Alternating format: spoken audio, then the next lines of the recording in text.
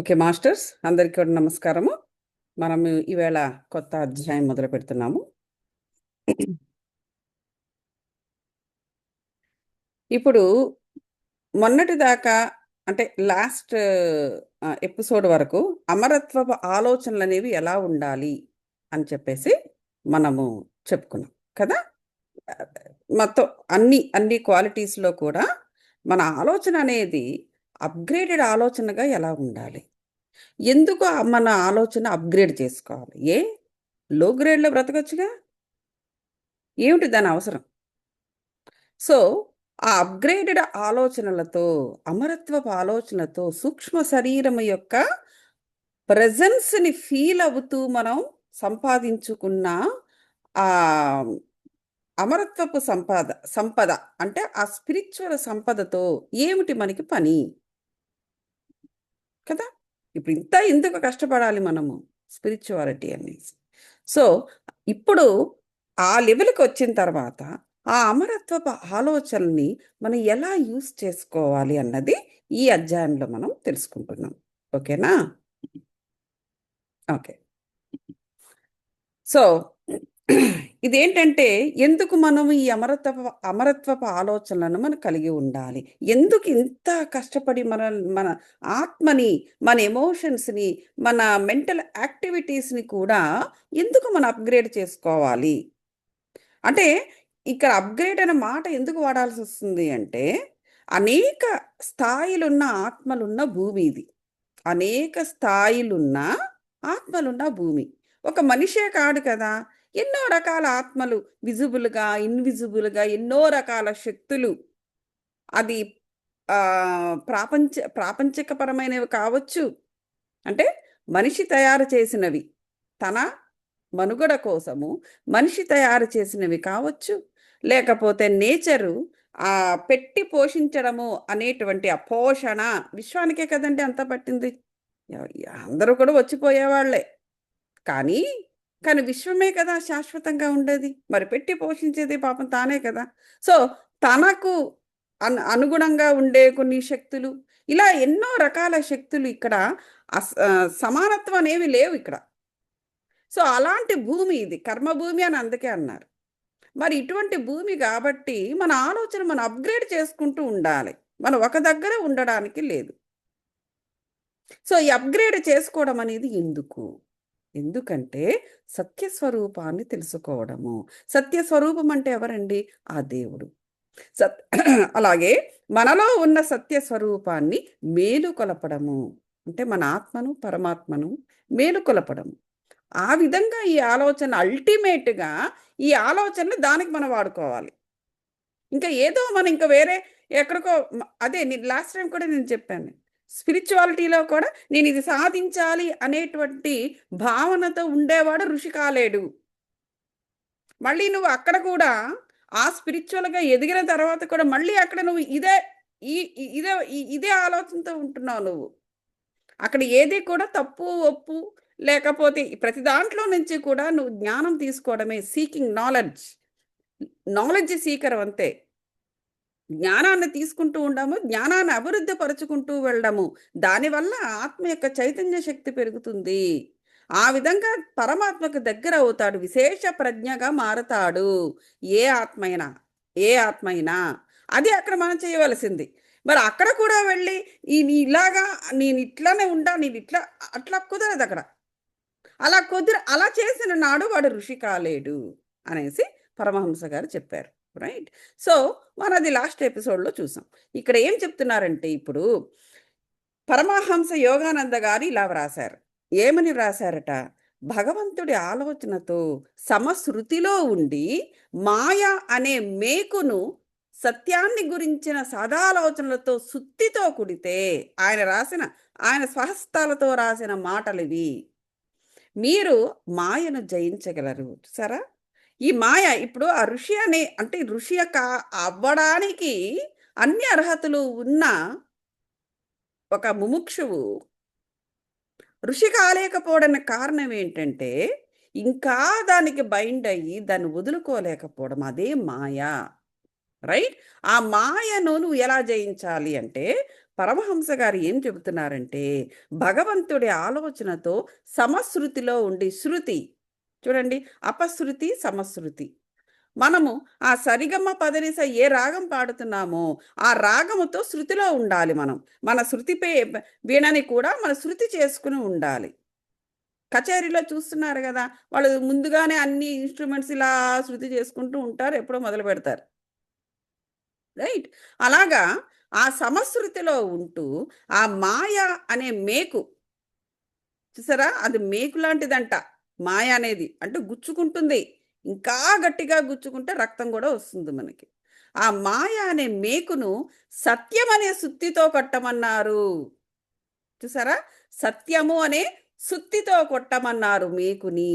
అలా కొట్టినప్పుడు అప్పుడు మాత్రమే మాయను జయించగలరు. చూసారా, నస్వరమైన ఆలోచనలన్నింటినీ ఒక ప్రత్యామ్నాయ అమరత్వపుట ఆలోచనతో నాశనము చెయ్యండి. ఓకే, నస్వరమైన ఆలోచనలన్నింటినీ, నకారము, ఓకే, సకారము నకారము వినే ఉంటారు, సకార శక్తి నకార శక్తి. ఈ సకార శక్తి వల్ల మనం ఎదుగుతూ ఉంటాం, మానసికంగా, ఎమోషనల్గా, ఆర్థికంగా, అలాగే ఆధ్యాత్మికంగా ఎదుగుతూ ఉంటాం. ఎదుగుతున్న ప్రతిదానికి కూడా పక్కన ఒక నకారం కూడా ఉంటుంది, మనలోనే ఉంటుంది. అఫ్ కోర్స్ మనలోనే ఉంటుంది అనేటప్పుడు ఇతరుల్లో కూడా ఉంటుంది, వాళ్ళకి ఉంటుంది కదా. సో వీటన్నిటి ఇవి ఈ నకారం అనేది నాశనం చేస్తూ ఉంటుంది మన సకారపు ఆలోచనని. అప్పుడు దానికి ప్రత్యామ్నాయంగా ఏమిటంటున్నారంటే, ఇప్పుడు మనం నేర్చుకుంటున్నాం కదా, ఈ అమరత్వపు ఆలోచనలను వాటి మీద వాడండి. అప్పుడు ఆ నకారం అనేది నాశనం అయిపోతుంది అని చెప్పేసి చెబుతున్నారు ఇక్కడ. ఆయన ప్రసంగాలు, రచనల నుంచి చేసిన ఈ సంకలనంలో ప్రముఖంగా చూపబడినవి దివ్య సంకల్పాలు. అంటే ఈ బుక్లోని దివ్య సంకల్పాలు నిన్న చదివాను కదా, అవి కిందనున్నాయి. ఇప్పుడు చూసారా, బైబిల్ చూసారనుకోండి, బైబిల్లో ఎలా ఉంటుంది, చాలా ఏవో ఎక్స్ప్లెనేషన్స్ ఉంటాయి, కొన్ని ఆ టెర్మినాలజీ అర్థం కూడా కాదు. కానీ తను స్వయంగా చెప్పిన మాటలు, జీసస్ స్వయంగా చెప్పిన మాటల్ని రెడ్గా కానీ పింక్గా కానీ వాళ్ళు ఆ ఫాంట్ బోల్డ్ చేసి పెంచుతారు, కలర్ మార్చి. సో వాళ్ళు క్లియర్గా రాస్తారు ప్రతి బైబిల్ మీద కూడా, ఆ ఫాంట్లో ఆ కలర్లో ఉన్నవి స్వయంగా జీసస్ చెప్పినవి అని చెప్పేసి. అదేవిధంగా ఈ బుక్లో కూడా మనకి దివ్య సంకల్పాలను ఇచ్చినవన్నీ కూడా ఆయన ప్రసంగాలు, రచనల నుంచి ప్రత్యేకంగా ఆయన స్వహస్తాలతో రాసినవన్నమాట. అతని యొక్క ఆత్మానుభూతులు, అమరత్వపు ఆలోచనలు ఇవన్నీ కూడా ఆయన రాశారు. అది సో వీటిని మనము లోపలికి సృష్టి అంతా పరివ్యక్తమైన శాశ్వతము పరమానందకరమైన సత్యం గురించి మరింత మనం ఎక్కువ తెలుసుకోవడానికే ఉపయోగించుకోవాలి ఆయన దివ్య సంకల్పాలని.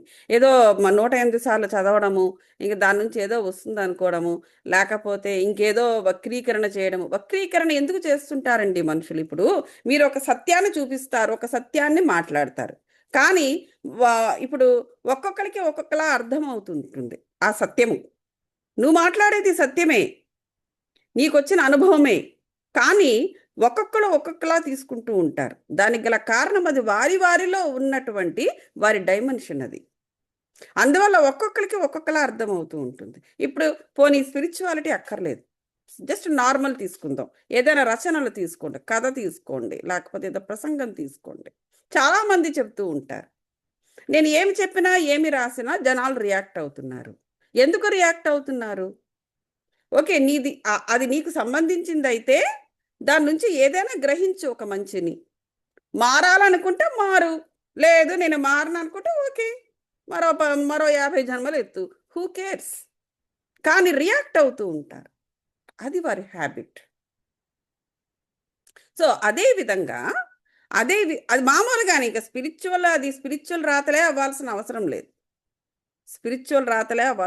లేదు. ప్రాపంచికపరమైన రాతల్లో కూడా ఈ ప్రాబ్లమ్స్ అనేవి ఉంటూ ఉంటాయి. కాబట్టి ఈ విధంగా స్పిరిచువల్ వాళ్ళకి జరుగుతుంది అంటే ఫీల్ అవ్వాల్సిన అవసరం లేదు. That is what I'm trying to tell. So non స్పిరిచువల్గా ఉన్న నేపథ్యంలో ఎవరైనా కొంచెం తెలివిగా ఉన్నవారు వారికి తెలిసినది ఫేస్బుక్లో కానీ లేకపోతే ఇంకెక్కడైనా కానీ వ్రాసినా, పబ్లిష్ చేసినా, కొంతమంది మెచ్చుకుంటారు, మరి కొంతమంది నొచ్చుకుంటారు. ఇది కామన్‌గా జరుగుతుంది. మరి అటువంటప్పుడు స్పిరిచ్యువల్‌గా ఉన్న నువ్వు సత్యాన్ని బయట పెడుతూ ఉంటే ఎంతమంది భరించగలరు? ఎంతమంది సానుకూలంగా తీసుకోగలరు? It is common everywhere. కాబట్టి ఆ విషయం గురించి బాధపడాల్సిన అవసరమే లేదు. నీకు తెలిసినది నీ స్వచ్ఛమైన మనసుతో నువ్వు చెప్పు. చెప్పుకుంటే వెళ్ళిపో అంతే. నువ్వు చేయాల్సింది చేస్తే నీకు రావాల్సింది వస్తుంది. పత్రిజీ గారు చెప్పినట్టు. రేయింబవళ్ళు నిజంగా మీరేమిటి అన్న దానిని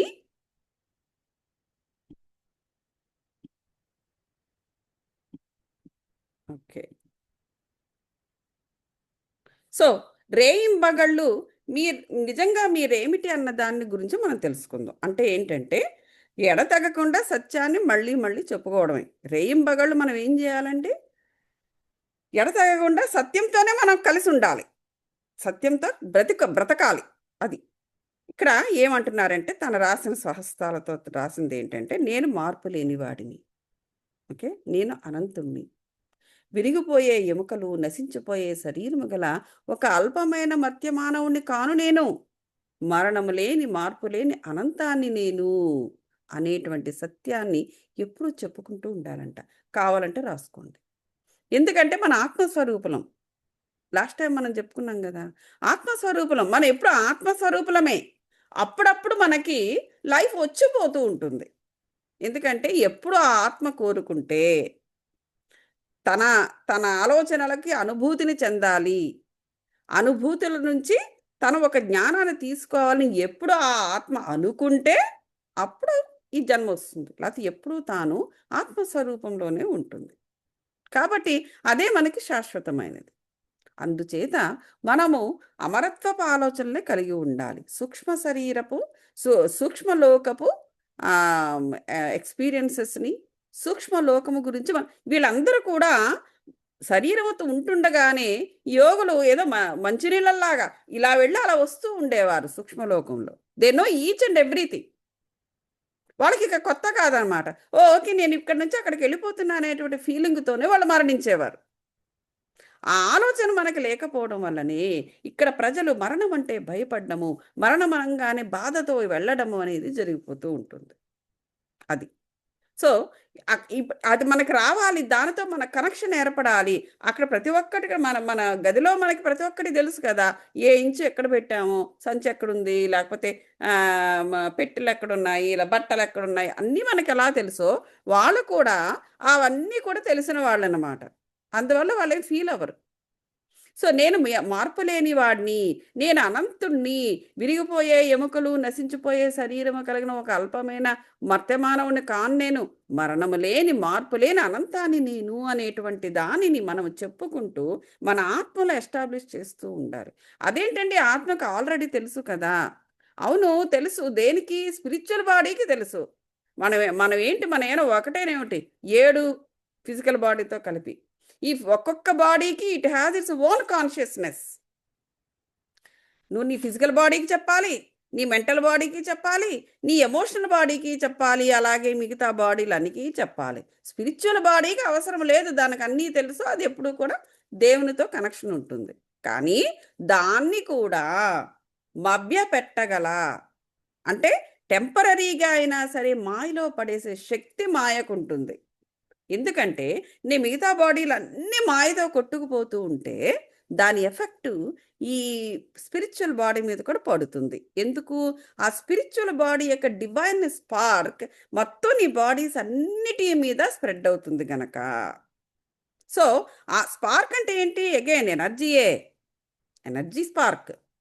సో, ఆ స్పార్క్ ద్వారానే ఈ మన spiritual body, actual spiritual body ఆ స్పార్క్ ద్వారానే నువ్వు ప్రతి ఒక్క బాడీతో సంపాదించుకున్న జ్ఞానాన్ని తను గ్రహిస్తుంది. నువ్వు ఏ జ్ఞానం ఇవ్వకపోగా మళ్ళా మాయలో పడిపోతూ, ఆ పనికిమాలిన మాయను నువ్వు అందిస్తూ ఉంటే, అది కూడా గ్రహించేస్తుంది మరది. ఆ ఎనర్జీయే కదా! అప్పుడు ఆ మిగతా బాడీలతో నువ్వు చేసే పనికిమాలిన కర్మల వల్ల వచ్చే ఆ మాయాతంత్రము నీ స్పిరిచ్యువల్ బాడీని కూడా కొంతవరకు ఎఫెక్ట్ చేస్తుంది. ఆ బాడీయే గనక పరమాత్మతో కనెక్ట్ అవ్వలేకపోతే ఇంకా ఎఫెక్ట్ చేస్తుంది. అందువల్లనే మనం ఈ ధ్యానము చేస్తూ, ఆ ధ్యానము ద్వారా కాస్మిక్ ఎనర్జీని లోనికి తీసుకుంటూ, వీటన్నిటిని మనం క్లెన్స్ చేస్తూ ఉండాలి. చక్రాలను క్లెన్స్ చేస్తూ ఉండాలి. ఎందుకంటే భూమి మీదే మాయ అనేది చాలా ఎక్కువగా ఉంటుంది. నువ్వు భూమికి ఎంత దగ్గరగా ఉంటే, అంటే ఇప్పుడు డైమెన్షన్స్ అనేవి ఉన్నాయి కదా! ఒక్కొక్క వ్యక్తి ఒక్కొక్కలా ఆలోచించడానికి గల కారణం ఏంటి? వారి వారి ఆత్మల యొక్క డైమెన్షన్స్‌ని బట్టే. సో, కొన్ని ఆత్మలేంటంటే భూమికి చాలా దగ్గరగా ఉంటాయి. అంటే ఆ డైమెన్షన్స్ చాలా దగ్గరగా ఉంటాయి. అలా ఉండడం వల్ల మాయ విపరీతంగా ఉంటుంది వారిలో. నోరు తెరిస్తే అబద్ధం. అబద్ధం అనేది కూడా ఒక ఎనర్జీ. ఆ ఎనర్జీని గనక నిన్ను హిట్ చేస్తే నీ పరిస్థితి ఏంటి? It influences on you. దాన్ ఓకే. స్పిరిచ్యువల్ సాధనల వల్ల అమరత్వపు ఆలోచనలో బయట పడుతూ ఉంటాం. బట్ ఎట్ టైమ్స్ కొడుతూనే ఉంటది. కొడుతూనే ఉంటది. నువ్వు పడతనే ఉంటావు. బయటకొస్తూనే ఉంటావు. ఇదిలాగా 24 గంటలు ఇదే పని చేస్తూ కూర్చుంటే మనం ఎప్పుడు ఎదుగుతాము? సో, అందుచేత ఎప్పుడూ కూడా మనం ఈ సత్యంతో ఉండాలి. ఈ మాయను సుత్తితో కొట్టాలి. ఈ మేకు అనే మాయను సత్యమనే సుత్తితో ఎప్పుడూ కొడుతూ ఉండాలి. ఎందుకంటే ఇది అలసటే డెఫినిట్‌గా. ఒక ఒక ఆత్మకి మనం ఎదుగుతూ ఉండేటప్పుడు మీ అందరికీ కూడా ఇది జరిగే ఉంటుంది. ఇనీషియల్‌గా. ఇప్పుడు అలవాటయిపోయింది గాబట్టి, మనం ఇప్పుడు పూర్తిగా ఒక డైమెన్షన్‌లో ఉన్నాము గాబట్టి, ఇప్పుడు ఆ సింప్టమ్స్ ఉండకపోవచ్చు. నాకైతే ఆ సింప్టమ్స్ పోయినవి. ఆ!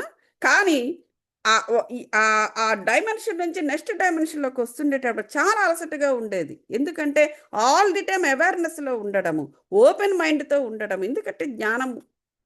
సో, దానివల్ల ఏంటంటే కళ్ళు ఎఫెక్ట్ అయ్యేవి. థర్డ్ ఐ అలాగే నొప్పులొచ్చేవి. ఓకే. ఇట్లాంటివన్నీ జరుగుతూ ఉంటాయన్నమాట. క కళ్ళు మసకలు. ఇవన్నీ కూడా ఒక్కసారిగా మనం ఆ డైమెన్షన్ నుంచి మరో డైమెన్షన్‌కి పూర్తిగా మనం ట్రాన్స్‌ఫార్మ్ అయిపోతే ఇక అవి ఉండవు. సో, అక్కడి నుండి మళ్ళీ ఇంకో దానికెళ్ళినప్పుడు మళ్ళీ ఇంకేవో సో, కాబట్టి ఎప్పుడూ కూడా మనం ఆ సత్యాన్ని మాత్రం వదలకూడదు. ఇప్పుడు జీసస్ ఉన్నారు. జీసస్ గారు తన క్వాలిటీని వదలలేదాయన. ఎన్ని ప్రాబ్లమ్స్ పడ్డారాయన. ఆయన జీవితం ఏమైనా సాఫీగా వెళ్ళిందా భూమి మీద? మీరే చెప్పండి. సాఫీగా వెళ్ళిందా? అందరిలా హాయిగా నవ్వుకుంటూ ఎంజాయ్ చేశారా ఆయన ఏమైనా? అంత కష్టాలు పడినా కూడా అంత మొత్తం పొలిటికల్ సిస్టమ్ ఎగైనెస్ట్ అయిపోయిందాయనకు. అటువంటి పరిస్థితిలో కూడా సిలువ కూడా వేశారు. అటువంటి బాధలో కూడా ఆయన దేన్ని వదలలేదండి. తన క్వాలిటీని వదులుకోలేదు. తన సత్యాన్ని అతను వదులుకోలేదు. సో, అందుచేత అతను అమరుడయ్యాడు. అందుచేత అతను పూర్తిగా హయ్యర్ డైమెన్షన్‌కి వెళ్ళిపోయారు. సో, అలాగ మనం ఆత్మస్వరూపులము గాబట్టి, మనమేంటో మనం తెలుసుకున్నప్పుడే సినిమా యాక్టర్స్ వెంకటేష్ కూడా చెబుతున్నారు. ముందు మన గురించి మనం ఏంటి? మన స్థితి ఏమిటి? మన ఆత్మ స్థాయి ఏమిటనేది మనం తెలుసుకోవాలని ఆయన చెప్తున్నారు. అతను రామచంద్ర మిషన్‌ని follower. Cinema actor Venkatesh. So, వాళ్ళు కూడా మారుతున్నారు. అంటే వాళ్ళు కూడా అంటే మారకూడదా అంటే అది కాదు నా ఉద్దేశ్యం. అంటే ఈ మ మనము మనం మనం వారిని మరొకలా చూస్తాము గదా! పూర్తిగా సెలబ్రిటీస్ అంటే they are totally at a different world. So, కానీ ఇప్పుడు చూస్తూ ఉన్నారనుకోండి. ఇప్పుడు వృత్తి వేరవుతుంది. ప్రవృత్తి వేరుగా ఉంటుంది. వారైనే కాదు ఎవరైనా చూడండి. ఇప్పుడు ఫర్ ఎగ్జాంపుల్ ఈషాకెళ్ళండి. ఈషాకెళ్తే విద్యార్థులు చాలామందొస్తారు సద్గురువు దగ్గరికి. ఆ విద్యార్థి దశలో ఎంత ఆ విద్యార్థి దశలోనే వారికి ఆ స్పిరిచ్యువల్ బీజాలు ఎలా ఉన్నాయి? ఎవరైనా వేస్తున్నారా? తల్లిదండ్రులు మామూలుగానే ఉంటారు. ఇది వారి ఆత్మస్థాయి. అది ఎవరో వేసిన బీజం వల్ల జరుగుతున్నది కాదది. ఇప్పుడు ఈ కలియుగములో ఎలాంటి ఆత్మలు ఉంటున్నాయంటే వృత్తితో సంబంధం ఉండటం లేదు. ఎలాంటి ఆత్మలుంటున్నాయంటే, చాలా ఎస్కలేటెడ్ ఆత్మలుంటున్నాయి. అంటే, ఆనాడు సత్యయుగము, త్రేతాయుగము, ద్వాపర యుగము వాటన్ని యుగాల్లో కూడా ఉన్న పుట్టి ఉన్న ఆత్మలు మళ్ళీ మనకి కలియుగంలో ప్రస్తుత టైంలో బయటపడుతున్నాయి. అంటే ఆల్రెడీ ముందుగానే పుట్టి ఉన్నా ఇప్పుడు ఎక్స్‌ప్రెస్ అవుతున్నాయి. కారణం ఏంటంటే, మన స్పిరిచ్యువాలిటీ అనేది ఫిఫ్త్ డైమెన్షన్‌కి మారుతూ ఉండడం వల్ల. లోగా ఉన్నంత వరకు ఒకలాగా వెళ్ళింది ప్రపంచం. ఇప్పుడు హయ్యర్ డైమెన్షన్‌లోకి వెళుతూ ఉండడం వల్ల, మనకు ప్రతి వారు కూడా స్పిరిచ్యువల్‌గా ఎక్స్‌ప్రెస్ అవుతున్నారు. ప్రతి ఆత్మ కూడా ఎవల్యూషన్ మళ్ళీ మొదలయింది. అందుచేత ప్రతి ఒక్కరు కూడా మాట్లాడగలుగుతున్నారు. సినిమా యాక్టర్స్ సినిమా యాక్టర్స్ కూడా సత్యాల గురించి మాట్లాడుతున్నారు. స్పిరిచ్యువల్ మార్గాల్లో ఉంటున్నారు. విద్యార్థులు ఉంటున్నారు. గృహిణులు ఉంటున్నారు. సో, ఇది చాలా మంచి టైము. ఇక్కడ మనం రియలైజ్ అవ్వడానికి, నేర్చుకోవడానికి చాలా మంచి టైము. నేను మార్పు లేని వాడిని, నేను అనంతుణ్ణి అని చెప్పడానికి వీరందరూ మనతో పాటుగా ఇంక్లూడింగ్ అస్ మనతో పాటుగా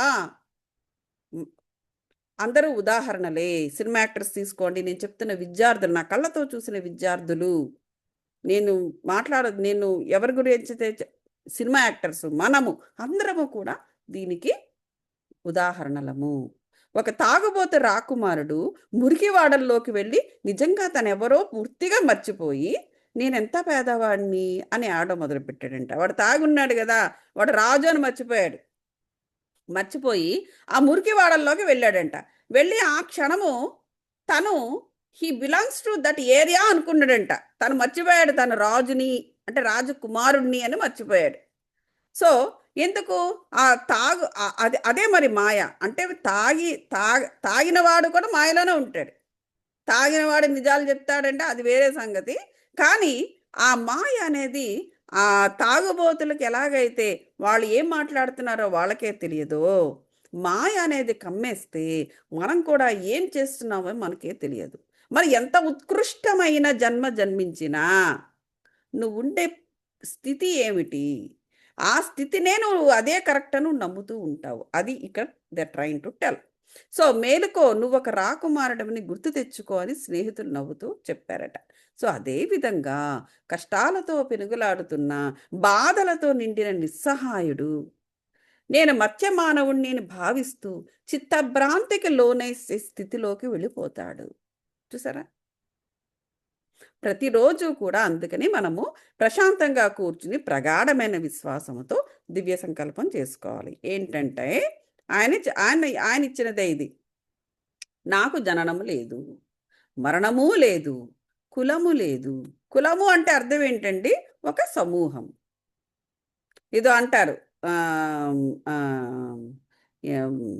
సంఘరతోవ సంఘ విహీన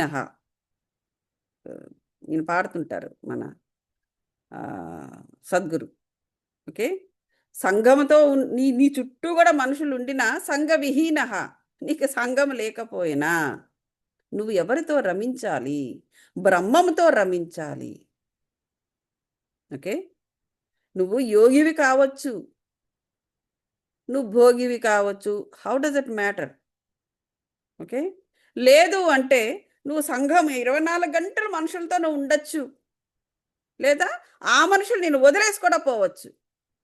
చెప్పలేం, ఏదైనా సాధ్యమే ఈ భూమి మీద. 24 గంటలు మనుషులు బో నువ్వు గొప్ప, నువ్వు ఇది, నువ్వు అది చేస్తుంటారు. గ్రూపులు. సడన్గా గ్రూప్ అంతా మాయమైపోద్ది. అప్పుడు నీ పరిస్థితి ఏమిటి? వెంటనే మానవుడు షాటర్ అయిపోతాడు. అలా షాటర్ కాకుండా ఉండాలి అంటే ఎవరితో కలిసి ఉండాలి వాడు? బ్రహ్మముతో కలిసి ఉండాలి. అప్పుడు నందత తేవా. అప్పుడు వాడి అల్టిమేట్ హ్యాపీనెస్తో ఉండగలడు. ఇవన్నీ కూడా వచ్చేవి పోయేవి. సో పగలు రాత్రి. సో ఆయన చెప్పిన పదాలు, నాకు జననము లేదు, మరణము లేదు, కులము లేదు, తల్లి తండ్రి ఎవరూ లేరు నాకు, శివోహం, నేను పావనుడైన పరమాత్మని, నేను అనంతమైన ఆనందాన్ని అనేసి చెప్పుకుంటూ దివ్య సంకల్పం చేసుకోమన్నారు. ప్రగాఢమైన విశ్వాసంతో పగలు రాత్రి మళ్ళీ మళ్ళీ ఈ ఆలోచనల్ని మనం మననం చేస్తూ ఉంటే చివరికి మీరెవరో మీరు గ్రహించగలుగుతారు. చాలా ఇప్పుడు చాలామంది అంటారా చనిపోయిన తర్వాత ఈ ఆత్మ ఎక్కడికి పోతుందో, ఎక్కడ పోతుంది ఆత్మ అనేది? అవన్నీ మేము నమ్మవండి. ఎందుకు నమ్మవు నువ్వు?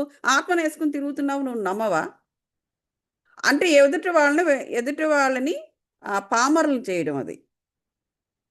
They know it but they don't know how to understand it. That's the problem. నేను అండర్స్టాండ్ చేసుకోలేకపోతున్నాను, నేను ఒక అజ్ఞానిని అని ఒప్పుకోవడానికి ఇష్టపడరు. అదే కదా ప్రాబ్లం. అలా ఒప్పుకోనేటట్టు ఉండుంటే అసలు జీసస్కి సిలువే రాకపోయేది కదా. వాళ్ళు ఒప్పుకోలేకే కదా. బాగా ఆయన చాలా సెన్సిబుల్గా ఉన్నాడు జీసస్. వీళ్ళు నో సెన్స్తో ఉన్నారు. అది వాళ్ళు ఒప్పుకోవటం లేదు. అలా పోకపోతే కదా అతన్ని తీసేద్దాం అనుకున్నారు వాళ్ళు. అలాగే జరుగుతుంది ఇప్పుడు కూడాను. నేను అజ్ఞానిని అని ఒప్పుకోవటం లేదు మనుషులు. దానికి బదులుగా వారి యొక్క ఆలోచనల్ని స్ప్రెడ్ చేస్తున్నారు. సో నేను ఒక అమరమైన ఆత్మని అని వాళ్ళకి కూడా అర్థం అవ్వాలి అంటే వాళ్ళు తప్పకుండా ఈ సాధన చేసుకోవాలి, ఇంటర్నల్ సాధన చేసుకోవాలి. అంటే మీరు చేశారా అండి అని నన్ను అడగొచ్చు. నాకు చేయవలసిన అవసరం రాలేదు. అంటే ఈ సాధనలన్నీ నేను పాత జన్మల్లోనే పూర్వజన్మల్లో ఎప్పుడు చేసుంటాను, లేకపోతే ఇంతకన్నా ఇంకేవో చేసుంటాను నేను. సో నాకు ఈ జన్మలో నాకు చాలా ఈజీగా అన్నీ అర్థమవుతున్నాయి. నేను ఇంత కష్టపడి ఇవన్నీ చేసి చేసి చేసి చేసి ఎప్పుడో నేను 70లోనో 80లోనో 90లోనో చనిపోయే ముందు నేను తెలుసుకోవాల్సిన పరిస్థితిలో ప్రస్తుతం నేను లేను. అదనమాట. సో కానీ ఉన్నవారు తప్పకుండా ఇవి ఇలా చెయ్యమని అక్కడ మన పరమహంస యోగానంద గారు సూచించారు. మీ నిజతత్వాన్ని మరుగుపరుస్తున్న పరిమితమైన ఆలోచనలన్నింటినీ తొలగించి వేయండి. చూసారా, ఇవన్నీ కూడా ఏంటంటే ఆ ఒప్పుకోకపోవడము, అండర్స్టాండ్ కాకపోవడము, అండర్స్టాండ్ నేను చేసుకోను అనడము, ఇదంతా కూడా ఏంటంటే మాయ. మనిషి ఆత్మ యొక్క నిజతత్వాన్ని మరుగున పెట్టేస్తుందా మాయ.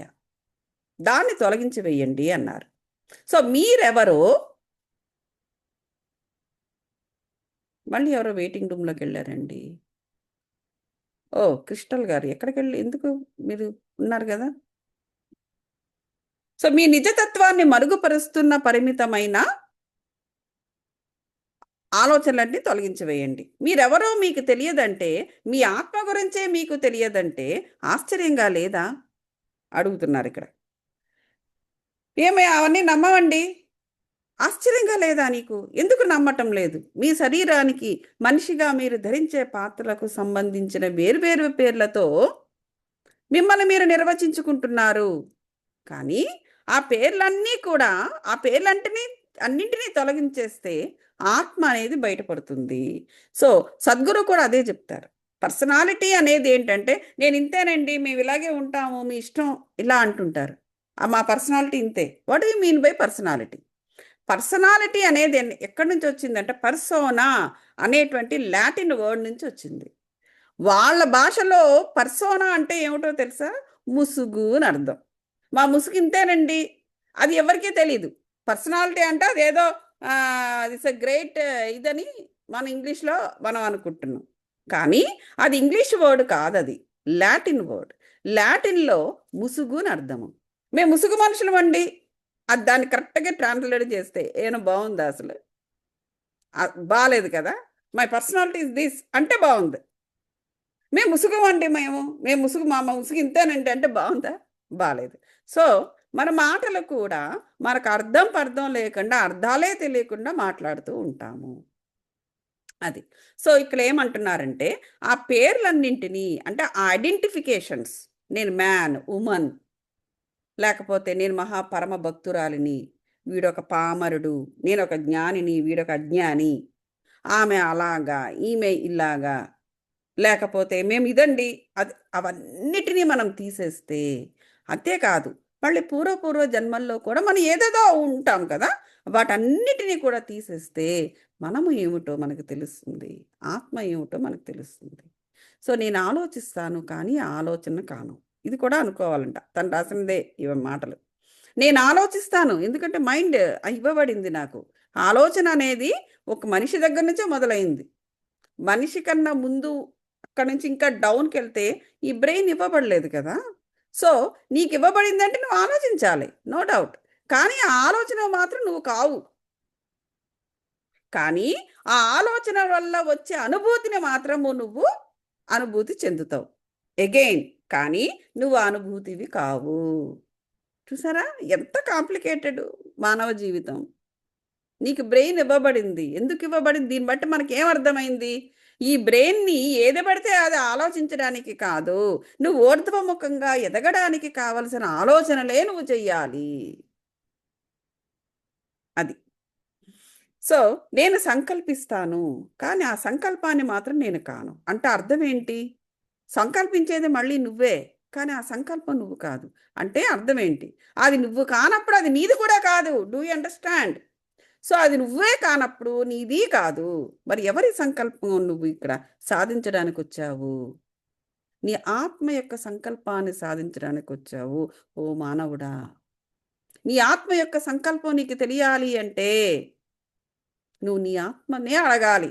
నీ ఆత్మతో నువ్వు కలిసుంటేనే నీకు తెలుస్తుంది. బయట ఎవరెవరెవరెవరెవరితోనో నువ్వు అక్కడ బైండ్ అయ్యి ఉంటే నీకు తెలియదు. వాళ్ళకి వాళ్ళ ఆత్మలుంటాయి. నీ వల్ల వాళ్ళు చెడిపోతుంటారు. వాళ్ళ వల్ల నువ్వు చెడుతుంటావు. సో, నీకు నీ ఆత్మ గురించి తెలియాలి. నీ ఆత్మ యొక్క సంకల్పం ఏమిటో తెలియాలంటే నువ్వు ఆత్మతోనే ఫ్రెండ్‌షిప్ చెయ్యాలి. మిగిలినదేమిటి? మీరు అస్తిత్వం కలిగి ఉన్నారని తెలిసిన ఆ మీరు తన ఉనికిని గురించి బేషరతుగా తెలిసిన ఆత్మలోని సహజావ బోధమిచ్చే రుజువు ద్వారా మీ ఉనికిని గురించి అనుభూతి పొందే మీరు. చూసారా? అనుభూతి పొందే మీరు. సో, మనకు అస్తిత్వం అనేది మనకు ఉంది. ఓకే. తన ఉనికిని గురించి బేషరతుగా ఎవరికి తెలుసండి? మనకున్న అస్తిత్వం గురించి బేషరతుగా ఎవరికి తెలుసు? మన ఆత్మకే తెలుసు. ఆత్మకి తెలుసు గాబట్టే సహజమైన బోధనని ఆత్మ చేస్తుంది మనకి. అదే మనకి రుజువు. ఆత్మ ఉంది. మనం ఒక ఆత్మ అనేటువంటి రుజువు మరి మాకు ఎవిడెన్స్ చూపించండి అంటారు. ఏమిటి ఎవిడెన్స్ చూపించేది? నీ లోపల ఉన్న దానికి నువ్వే ఎవిడెన్స్ సంపాదించుకోవాలి. ఇంకెవరో వచ్చి ఎందుకు చూపిస్తారు? సో, ఎలా తెలుసుకోవాలి అంటే, ఇదిగో ఇలా తెలుసుకోవాలి అని చెప్పేసి చెబుతున్నారు. నీ సహజమైన బోధన అనేది నీకు లోపల నుంచే వస్తుంది. నీ ఆత్మే నీకిస్తుంది. నీకు అస్తిత్వం ఉందని అదే నీకు ఆహ్, మ నీకు డంకా బజాయించి చెప్తుంది. అప్పుడే నువ్వు నమ్మగలవు. ఇప్పుడు నేనొచ్చి చెప్పినా, దేవుడొచ్చి చెప్పినా కూడా నమ్మరు. అందుకే చూసారా దేవుడేమైనా పలుకుతాడా? పలకడు. ఇన్ని కష్టాలు పడుతున్నా, అన్ని కష్టాలు పడుతున్నా నువ్వున్నావా? లేదా? అని అడుగుతూ ఉంటారు. అని అలా చూస్తాడాయన. ఆ విగ్రహం అలాగే ఉంటుంది. ఆ విగ్రహాన్ని విరగ్గొట్టేసినా కూడా అలాగే ఉంటుంది. ఆయన వెంటనే వచ్చి ఒక శక్తి అలా ప్రత్యక్షమయ్యి సినిమా కాదు కదా! ఏమి ఒక్ ఒక్క చిటికెన వేలు కూడా ఒక ఇంచు కూడా కదిలించడాయన. ఎందుకంటే నువ్వు తెలుసుకోవాల్సినదది. ఆయనొచ్చి చెప్పేది ఒకవేళ ఆయనొచ్చి చెప్పినా నువ్వు 101 థింగ్స్ నువ్వే మాటలు తిరిగి ఒక మాటకి 10 మాటలు చెప్తావు నువ్వు దేవుడికి. ఆయన ఒక మాట చెప్తే నువ్వు ఆ 10 మాటలు చెప్తావు. ఫైనల్‌గా ఆయన కన్‌ఫ్యూజ్ అయిపోయి తానెవరో తాను మర్చిపోయే పరిస్థితికి నువ్వు తీసుకొస్తావు. మానవుడంత తెలివైనవాడు. కాబట్టి ఎవరికి వారు తెలుసుకోవాల్సింది. దేవుడున్నాడా అది చూపించండి అంటారు. ఎవరికి పట్టిందండి చూపించడానికి? నువ్వు తెలుసుకో టైం తీసి. ఏం పనా పాటా? రోజంతా అదే పనిగా శరీరముతో పనిచేస్తూ ఉండడం వలన మీరు శరీరముతో తాదాత్మ్యం చెందుతున్నారు. కానీ ప్రతి రాత్రి భగవంతుడు మీ నుంచి బంధించే మాయను తీసివేస్తూ ఉంటాడు. చూసారా? మనం ఎప్పుడూ కూడా వర్కహాలిక్ పీపుల్ ఉంటారు. ఆల్ ది టైమ్ వారు మై వారు వారు మ వారు ఎప్పుడు కూడా వారి మైండ్‌లో ఉంటారు. వారి శరీరంతోనే ఉంటారు వారు. ఆత్మ వరకు వెళ్ళరు. ఎందుకంటే టైం ఉండదండి అంటారు వాళ్ళు. రైట్? ఆ టైం ఉండదండి అనడం ఎందుకు అంటున్నారక్కడ? ఎందుకు జరుగుతుంది అంటే, వాళ్ళకెందుకు టైం దొరకటం లేదు. ముందు అది ఆలోచించాలి.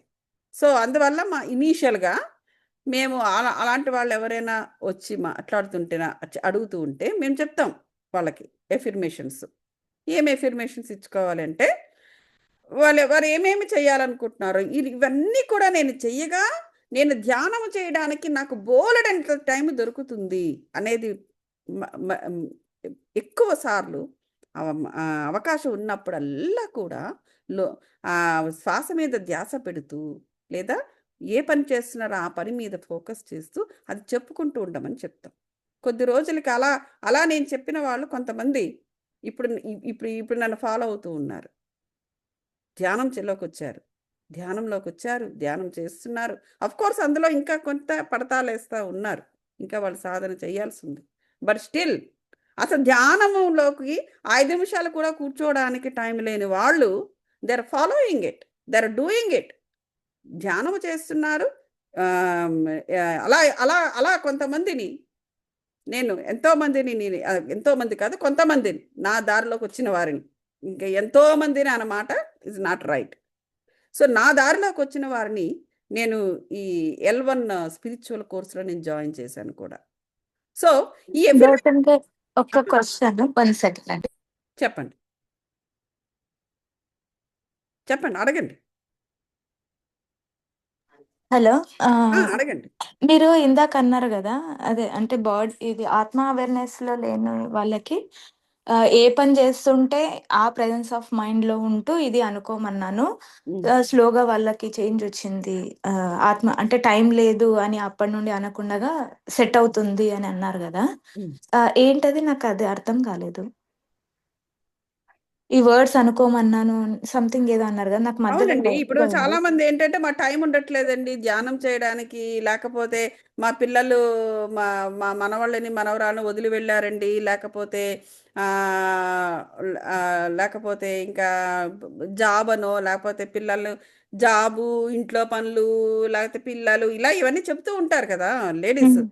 సో వాళ్ళందరికీ నేనేం చెప్పానంటే వారి వారి అదంతా కూడా వారి బాధ్యత. అంటే బాధ్యతే, కానీ వాళ్ళు మోర్ దాన్ వాట్ రిక్వైర్డ్. అంటే వాళ్ళ బాధ్యతలను కూడా ఎంతవరకు తన బాధ్యత, ఇప్పుడు కుటుంబ బాధ్యతల్లో కూడా తనది ఎంతవరకు ఉంది బాధ్యత అన్నది స్త్రీ చూసుకోదు. ఎందుకంటే మన సంఘంలో, మన వ్యవస్థలో, ముఖ్యంగా ఇండియన్ వ్యవస్థలో ప్రతి ఒక్కటి స్త్రీయే చేయాలని ఎక్స్పెక్టేషన్స్ ఉంటాయి, ప్రతి ఒక్కటి కూడా. సో అటువంటి పరిస్థితిలో ఉన్న స్త్రీలు కూడా ఈ నేడు తమకంటూ టైం తీసుకుని ఇప్పుడు ధ్యానంలో ఉన్నారు. ఎట్లాగ వాళ్ళు ఆ పరిస్థితి నుంచి ఈ పరిస్థితిలోకి వచ్చారు అంటే అదంతా కూడా ఏంటంటే మానసికంగా, అంటే వాళ్ళు 24 గంటలు పనిచేస్తూ శరీరముతోనే తాధ్యాత్మం చెందుతూ అదే పనిగా పనిచేస్తూ ఉండడం వల్ల వాళ్ళకి శరీరంతోనే వాళ్ళు తాధ్యాత్మం చెందుతున్నారు. They are not looking at their soul. So అటువంటి వారు కూడా ఎలాగ చేయాలి అంటే ఫస్ట్ ఆఫ్ ఆల్ ఇది నేను శరీరాన్ని కాను, నేను ఆలోచనని కాను, నేను ఆత్మను అనేటువంటి విషయాన్ని వాళ్ళు ఎస్టాబ్లిష్ చేసుకోవాలి. ఓకే, అది ఒక సాధన. ఇంకొకటి ఏంటంటే ఇప్పుడు ఆ మాత్రం కూడా వాళ్ళు 5 నిమిషాలు కూడా ధ్యానం చేయలేని వాళ్ళకి మేమేం చెప్తామంటే, అన్ని పనులు చేసుకోగా తాను ఏమి చెయ్యాలో, అంటే తను ఎంతవరకు చెయ్యాలో, తాను అంటే ఇక్కడ తన ఆత్మ సూచించిన ఆత్మే సూచించాలి. ఈ శరీరముతో నువ్వు ఈ పని చెయ్యు, ఇంత చెయ్యు, నీ మైండ్తో ఈ ఆలోచనలు ఆలోచించు, అంతే ఆలోచించు. నీ ఎమోషనల్ బాడీ తోటి ఈ ఎమోషన్స్ మాత్రమే నువ్వు క్యారీ చేయగలవు. ప్రపంచంలో ఎన్నో రకాల ఎమోషన్స్ ఉంటాయి, ఎంతో మందికి ఎన్నో రకాల జీవితాలు, ఎన్నో రకరకాల ఎమోషన్స్. అవన్నీ కూడా మనము హోల్డ్ చేయగలమా? చేయలేము. అసహ్యాన్ని ఎక్కువసేపు మనం హోల్డ్ చేయలేం, కోపాన్ని ఎక్కువసేపు హోల్డ్ చేయలేం.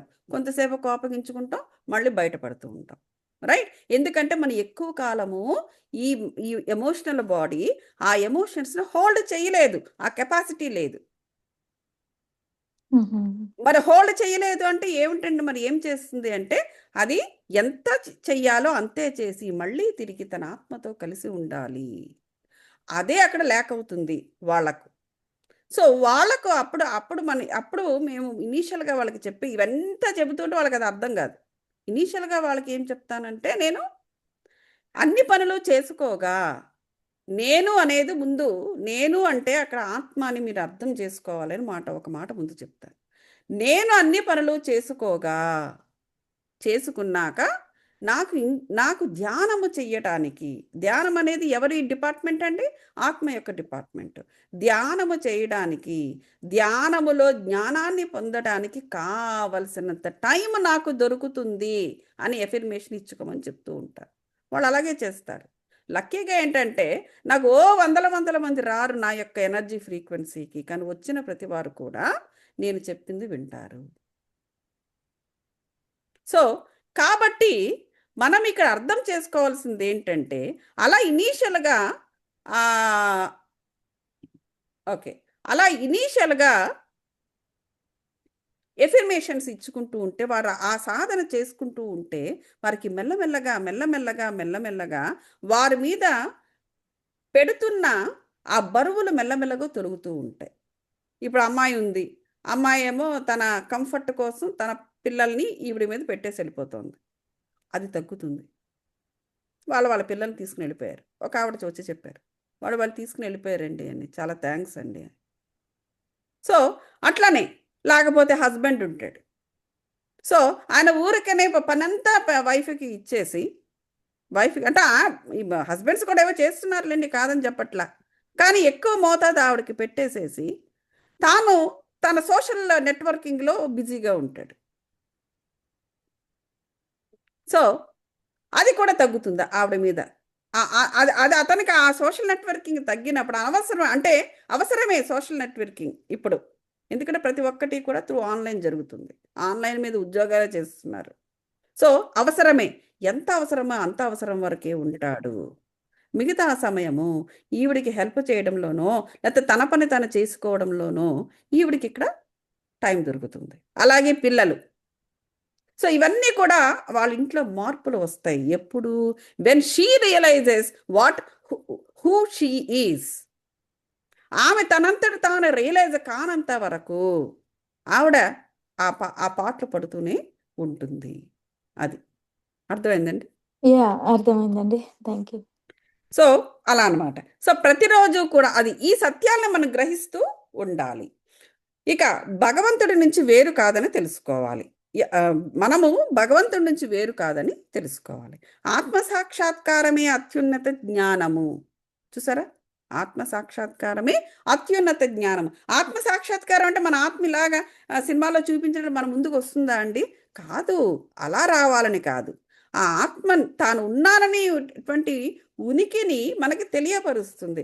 You realise that you are a soul. అదనమాట. సో అది ఆ జ్ఞానాన్ని ఎవరివ్వాలి? నీ ఆత్మ ఇస్తుంది. బయట నుంచి ఎవరు ఇవ్వరు. ఎవరిస్తారు? ఎలా ఇస్తారు? దేవుడు కూడా రాడు. సో ఆత్మ పరమాత్మ నుంచి ఎన్నటికీ వేరు కాలేదని తెలుసుకోవాలి. అంటే పరమాత్మతో మనం ఎప్పుడు కనెక్ట్ అయి ఉండాలి. మరి ఆల్రెడీ పరమాత్మ కనెక్ట్ అయి ఉంటుంది కదండి ఆత్మ. మళ్ళీ మనం తెలుసుకునేది ఏముంది అంటారు. తెలుసుకోవాలి. ఎందుకంటే ఈ మిగతా 6 శరీరాలని కూడా ఈ ఆత్మ తనకు హెల్ప్ చేయడానికి తెచ్చుకుంటుంది భూమి మీదకి. కానీ ప్రతి ఒక్క బాడీకి it has its own memory. Genetic memory ఉంటుంది, సొమాటిక్ మెమరీ ఉంటుంది, ఫిజికల్ బాడీ కూడా కొన్ని మెమరీస్ ఉంటాయి. పాత జన్మల మెమరీస్ ఉంటుంది, ఇక్కడ మెమరీస్ ఉంటుంది. ఇవన్నీ కూడా ఎందుకు వాటి అన్నీ ఇవ్వబడింది? ఆయా జ్ఞానం ద్వారా. అదంతా వాటి జ్ఞానము. ఆయా వాటి జ్ఞానాల ద్వారా ఈ స్పిరిచువల్ బాడీ మనలో ఉన్న ఈ పరమాత్మతో కలిసి ఉన్న ఆత్మకి హెల్ప్ చేయాలని ఆ 6 తెచ్చుకుంది. కానీ తనకి హెల్ప్ చేయడం తప్ప మిగతా అన్ని పనులు చేస్తూ ఉందనుకోండి, ఈ భూమి యొక్క మాయలో పడిపోయిందనుకోండి, అప్పుడు ఆ భూమి యొక్క మాయాశక్తినే ఇది గ్రహించడం జరుగుతుంది. అప్పుడు అది ఎఫెక్ట్ అవుతుంది. ఇప్పుడు చూడండి, ఇప్పుడు దేవీ దేవతలైనా కూడా మన భాగవతంలో చూస్తున్నాం.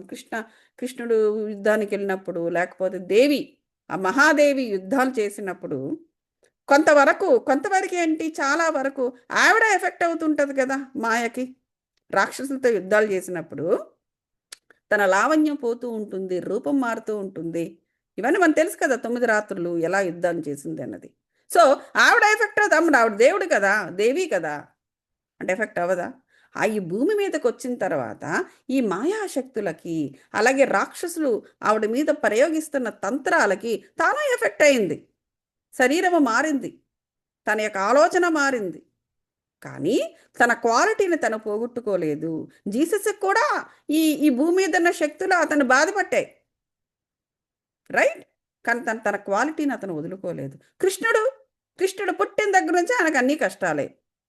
ఏదో కొంచెం అక్కడ సరదా మాటలు కొన్ని ఉంటాయి, సరదా ఇది కొన్ని ఉంటుంది, ఎప్పుడు కష్టాలే. చిన్న పిల్లాడికి ఆ పోతలనే రాక్షసి చంపడానికి రెడీగా ఉంది. వాడు పుట్టని వాడు పని చెప్తా, వాడిని చంపబోతే చూడు అని చెప్పేసి ఆయన రెడీగా ఉన్నాడు మేనమామ, రైట్? సో ఇవన్నీ కష్టాలే కదా ఆయనకి.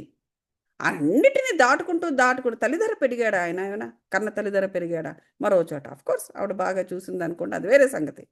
కన్న తండ్రి తీసుకెళ్ళి ఇంకెక్కడో ఇచ్చేశాడు అతను కాపాడడానికి. సో ఇన్ని కష్టాలు కూడా వాడు పుట్టిన దగ్గర నుంచి పడ్డాడు ఆయన. కానీ వాళ్ళు అన్ని కష్టాలు పడి ఎన్ని అవమానాలు పడ్డాడు కృష్ణుడు. అది ఎన్నో రకాల అవమానాలు పడ్డాడు ఆయన. ఆ రాచరికంలో పడ్డాడు, రాజుల చేత పడ్డాడు, ఇంట్లో సత్యభామ చేత పడ్డాడు. That's what the life is అనుకున్నాడు, ముందుకెళ్ళిపోయాడు. కానీ తన దైవ క్వాలిటీని తను పోగొట్టుకోలేదు. చూసారా, అది మనం తెలుసుకోవాల్సింది. ఆ తత్వాలను మనం తెలుసుకున్న వాళ్ళు ఫాలో అవ్వాలన్నమాట. సో కాబట్టి ఇక్కడ మనం అక్కడ ఎప్పుడూ కూడా భగవంతునితోనే మనము ఉండవలసినది. ఒక అర్జున, ప్రాణులన్నటి హృదయాలలో ఉన్న ఆత్మను నేను అనేది ఏంటంటే విశ్వం. అక్కడ ఆయన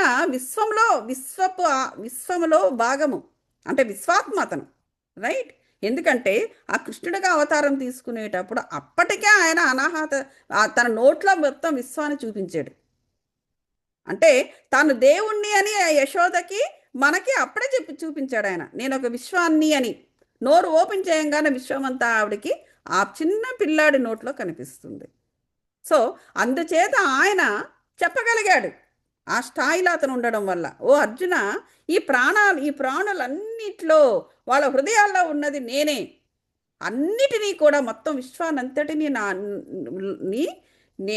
నేను నాలో పెట్టుకున్నాను. నేను ఆ విశ్వంలో ఉన్నాను. అతని స్థాయి అది.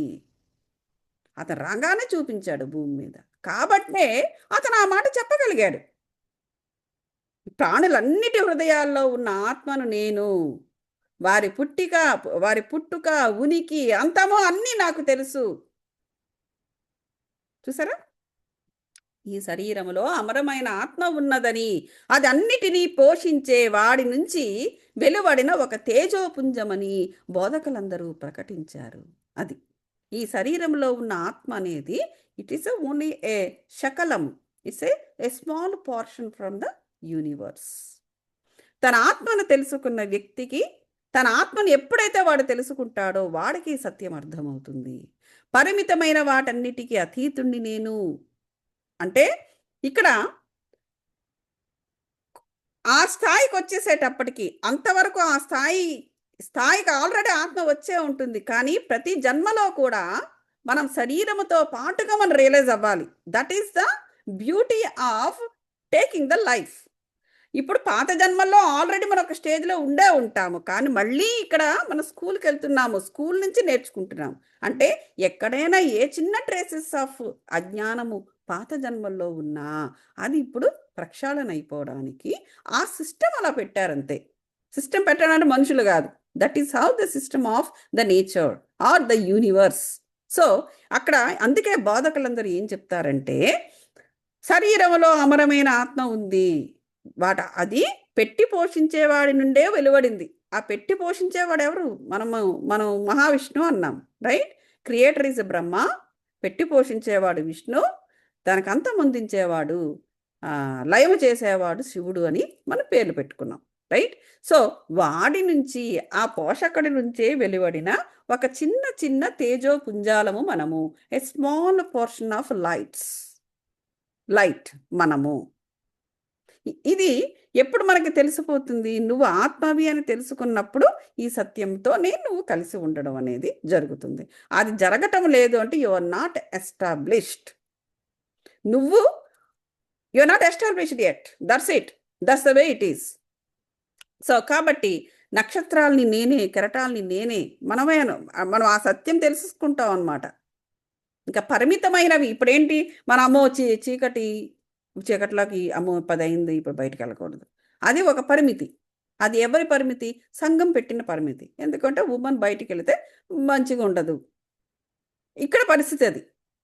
కానీ వెన్ ద ఆత్మ నోస్ తనకు పరిమితులు లేవు అనేటప్పుడు ఆ స్త్రీ ధైర్యంగా 10 గంటలకు 12 గంటలకు వెళ్ళి వస్తుంది. తనకేమీ కాదు. సో ఎవరికైనా ఏదైనా అవుతుంది అంటే 12 తర్వాత ఉంటే అంత అవుతుంది అంటే that woman or man is not up to this point. వారు ఇంకా రియలైజ్ కాలేదు. తాను ఒక శరీరాన్ని నమ్ముతున్న ఆ మనుషులు కాబట్టి ఆ శరీరానికి డ్యామేజ్ జరుగుతూ ఉంటుంది కొన్ని సమయాల్లో. ద మూమెంట్ దే రియలైజ్, అప్పటికే వాళ్ళు రియలైజ్ అయిపోతే నేను ఒక ఆత్మను అనేటువంటిది, అంటే అప్పుడు ఆ డివైన్ స్పార్క్ అనేది మిగతా బాడీస్ అన్నిట్లో కూడా చాలా తేజోవంతంగా స్ప్రెడ్ అవుతుంది.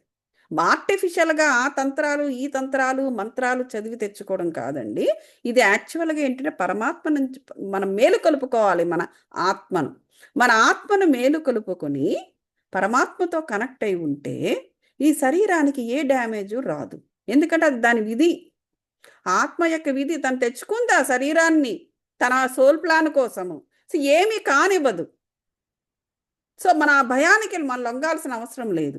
నువ్వు దానితో కనెక్షన్ పెట్టుకోనప్పుడే నీకు ఈ భయం అనేది ఆవరిస్తుంది. తప్పకుండా ఏదో ఒక డ్యామేజ్ వస్తుంది. మనసు కూడా అంతే. వాడొక వచ్చి మాట, వీడొక వచ్చి మాట ఎందుకు అంటున్నారు? నువ్వు ఆ మనస్సుని అతని యందు లగ్నం చేయటం లేదు. నీ ఆత్మ యందు పరమాత్మ యందు లగ్నం చేయకపోవడం వల్ల నీ మనసుకి డ్యామేజ్ కలుగుతుంది. అనంతమైన ప్రేమ నీలో ఉంది కానీ you are not taking it out. అందుచేత వాడొక మాట వీడొక మాట అనాల్సి వస్తూ అంటున్నారు, నువ్వు హర్ట్ అవుతున్నావు. అలాగే బుద్ధి కూడా అంతే. బుద్ధి కూడా ఒక బాడీ కదా, తను తెచ్చుకున్న బాడీ. నువ్వు ఆ బుద్ధిని నీ ఆత్మ కోసం వాడకుండా ఆ పనికి మాలిన వాటన్నిటి గురించి వాడుతున్నావు. అందువల్ల ఏమవుతుంది? బుద్ధి లోపాలు వస్తున్నాయి. ఆ బుద్ధి లోపాలు వస్తే ఏమవుతుంది? ఆటోమేటిక్గా ఏదో ఒకటి నష్టాలు జరుగుతాయి. నష్టాలు కష్టాలు ఇవన్నీ జరుగుతాయి. సో అలా అన్నమాట. సో మనం ఎప్పుడైతే ఈ బాడీ మైండ్ అండ్ సోల్ మనకి ఎలైన్ అయిందో, ప్రతి వాళ్ళకి ఎలైన్ అయిందో, ఆటోమేటిక్గా through that you will connect to the God, పరమాత్మతో. పోనీ గాడ్ అంటే మళ్ళీ ఇంతమంది ఉన్నారు కదండి, ఎవరు వద్దు, విశ్వమే దేవుడు అలా అన్నమాట. సో కాబట్టి మనము ఆత్మను సాక్షాత్కరించుకోవాలి అంటే మనలో జరగాల్సింది ఏంటండి అంటే, మనలో జరగాల్సింది తప్పకుండా అలైన్మెంట్. ఆ అలైన్మెంట్ లేని వాళ్ళు మిస్అలైన్ అవుతారు. మిస్అలైన్ అయ్యారంటే ఎన్నో జన్మలు ఎడెడో పోతారు వాళ్ళు. ఎప్పుడో వస్తారులేండి, ఏ 100 జన్మలకు, అది వేరే సంగతి. అలా అన్నమాట. అది ఓకే అది మనం ఇక్కడ అర్థం చేసుకోవాల్సింది. ఇక నేను అనంతాన్ని, నాకు అవధులు లేవు, నేను అలసిపోను, దేహానికి ఆలోచనకు మాటలకు నేను అతీతుణ్ణి, పదార్థమంతటికీ మనస్సుకి నేను అతీతుణ్ణి, అంతులేని పరమానందాన్ని నేను అనేటువంటి భావనతోనే ఉండాలి. ఇది అప్పుడు మన చైతన్యం పెరుగుతూ ఉంటుంది. ఇక్కడ మనకి ఆబ్జెక్ట్ అంటే ఏంటి మనకు తెలుసు కదా. సబ్జెక్ట్ అంటే ఏంటంటే మనం ఈ చూసేవి లివింగ్ నాన్ లివింగ్ థింగ్స్ అన్నిటికీ మనం బైండ్ అయిపోతూ ఉంటాం. ఆ బైండింగ్ అనేది ఉండకూడదు. పదార్థం అంతటికీ కూడా మనసుకి పదార్థము, మనం చూసేవి ఎన్ని పదార్థాలే, వాటన్నిటికీ మనము అబౌవ్ ఉండాలి. అప్పుడు నువ్వు పరమానందాన్ని పొందుతూ ఉంటావు. అప్పుడు అలసట కూడా రాదు. నిరంతరము మనస్సును దివ్యత్వంతో ప్రభావితం చెయ్యండి అని చెప్పేసి చెబుతున్నారు. అంటే ఏంటి? నిరంతరము దివ్యత్వం కాదు, దివ్య సత్యముతో. ఏమిటి ఆ సత్యాలు? మానవునికి 4 దశలు ఉన్నాయి, మనకు తెలుసు కదా. 4 దశలు. ఒకటి బ్రహ్మచర్యము, రెండవది గృహస్థు, మూడవది వానప్రస్థానము, 4వది ఆశ్రమ వాసము. రైట్. సో ఈ 4 కూడా మానవ దశలు. ప్రతి ఒక్క దశలో కూడా మనకు ఒక దివ్య సత్యం ఉంటుంది. ఆ దివ్య సత్యాన్ని మనం ప్రభావితం చేసుకుంటూ దానితో కలిసి ఉండాలి. అది కాకుండా మళ్ళీ ఏజ్ వైజ్ బాడీకి ఏమిటి బాల్యము, యవ్వనము, ఇది కేవలము శరీరానికి సంబంధించినది. రైట్. అలాగే వ్యాధులు, ముసలితనాలు, మరణాలు ఇవన్నీ కూడా సహజమైన పరిమితుల గురించి మనం ఎప్పుడూ కూడా మనసుకి అది ఇప్పుడు ఏంటంటే ఎందుకంటే తొందరగా కొంత చాలామంది అడుగుతారు, అబ్బా అసలు మీకు ఏం తెలియట్లేదండి అంటారు. ఎందుకంటే నిజమే అది. నాకు మొదట్లో తెలిసేది కాదు. వాళ్ళందరూ నా క్లాస్‌మేట్సే వాళ్ళు. కానీ చాలా మారిపోయారు వాళ్ళు. మా నాతో కలిసి చదివిన వాళ్ళు మారిపోయారు. ఏమిటి కారణమో అర్థమయ్యేది కాదు. వాళ్ళ జుట్టు కూడా మారిపోయింది. నల్లగా లేదు, ఎరుపైపోయాయి. ఇంకేవో మెహందీలు అవి ఇవి పెట్టి ఇంకా అసహ్యంగా తయారు చేసుకుంటారు. ఇంక తర్వాత శరీరాలు మారిపోయినాయి. వాళ్ళు వాళ్ళ వాళ్ళు విచిత్రం అనమాట. చిన్నప్పుడంటే అదే చిన్నప్పుడు లేకపోతే ఆ కాలేజీ టైంలోని వేసుకున్న తెలిసి తెలియని అమాయకపు ఆలోచనలు, ఆ జోకులు అవన్నీ మాట్లాడుకుంటూ ఉంటే అసలు నేను మాట్లాడిన మాటలు వాళ్ళు చెప్తుంటారు. నాకైతే గుర్తే లేదు అసలు. కానీ వాళ్ళు ఇప్పటికీ కూడా తలచుకొని గౌతమి ఇలా అనేది కదా, అలా కదా, అది కదా అని చెప్పుకుంటూ ఉంటారట. నేనైతే మర్చిపోయాను. కానీ వాళ్ళందరిని చూస్తే నాకు చాలా ఆశ్చర్యం వేస్తూ ఉంటుందన్నమాట. వాళ్ళే అంటారు, నువ్వు అసలు మారలేదంటుంటారు. లేకపోతే ఇలా. సో దానికి గల కారణం ఏంటా అని చెప్పేసి నాకు అర్థమయ్యేది కాదు. ఆ రోజుల్లో అప్పుడున్న జ్ఞానానికి నేనేమనుకునేదాన్నంటే ఆ ఏరియాస్‌లోని లేకపోతే ఆ ఇండియాలో వాడు బ్రతికే చోట ఉండే పొల్యూషన్ అనుకునేదాన్ని. జనరల్‌గా అలాగే అనుకుంటారు. ఈ ధూళి, దుట్ర, పొల్యూషను, ఈ కాలుష్యం ఇవన్నీ కూడా ఉండుండొచ్చు.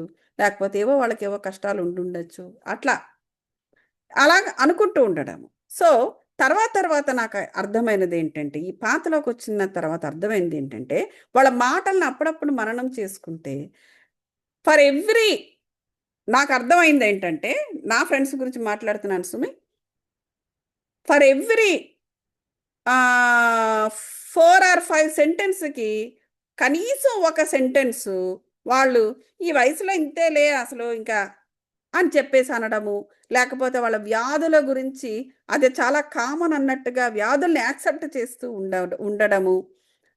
అలాగే ఎప్పుడూ కూడా వారిలాగే బాధపడుతున్న మరొకరికి సానుభూతి చూపిస్తూ ఉండడము. లేదా ఎదుటి వాళ్ళలో ఎదుటి వాళ్ళలో ఏదైనా నెగెటివ్ ఉంటే దానికి రియాక్ట్ అవుతూ ఉండడము. అలాగే ఎదుటి వాళ్ళలో ఏదైనా ఆహ్, లో క్వాలిటీ తనము ఏదైనా ఉంటే దానితో వీళ్ళక్కడ సామీప్యము చేసుకోవడము. ఇవన్నీ కూడా నాకు ఇప్పుడు అర్థమవుతున్నాయి. నాకప్పుడు అర్థం కాలేదు. అంటే ఏంటంటే, వారి మనస్సుకి వారు ఎలా ట్రైనింగ్ ఇస్తున్నారో మీరే అర్థం చేసుకోండి. మరి అటువంటప్పుడు ముసలితనం రాదా? అవేమీ నేను చేయను. అంటే అసలు నాకు అటువంటి ఆలోచనే రాదసలు.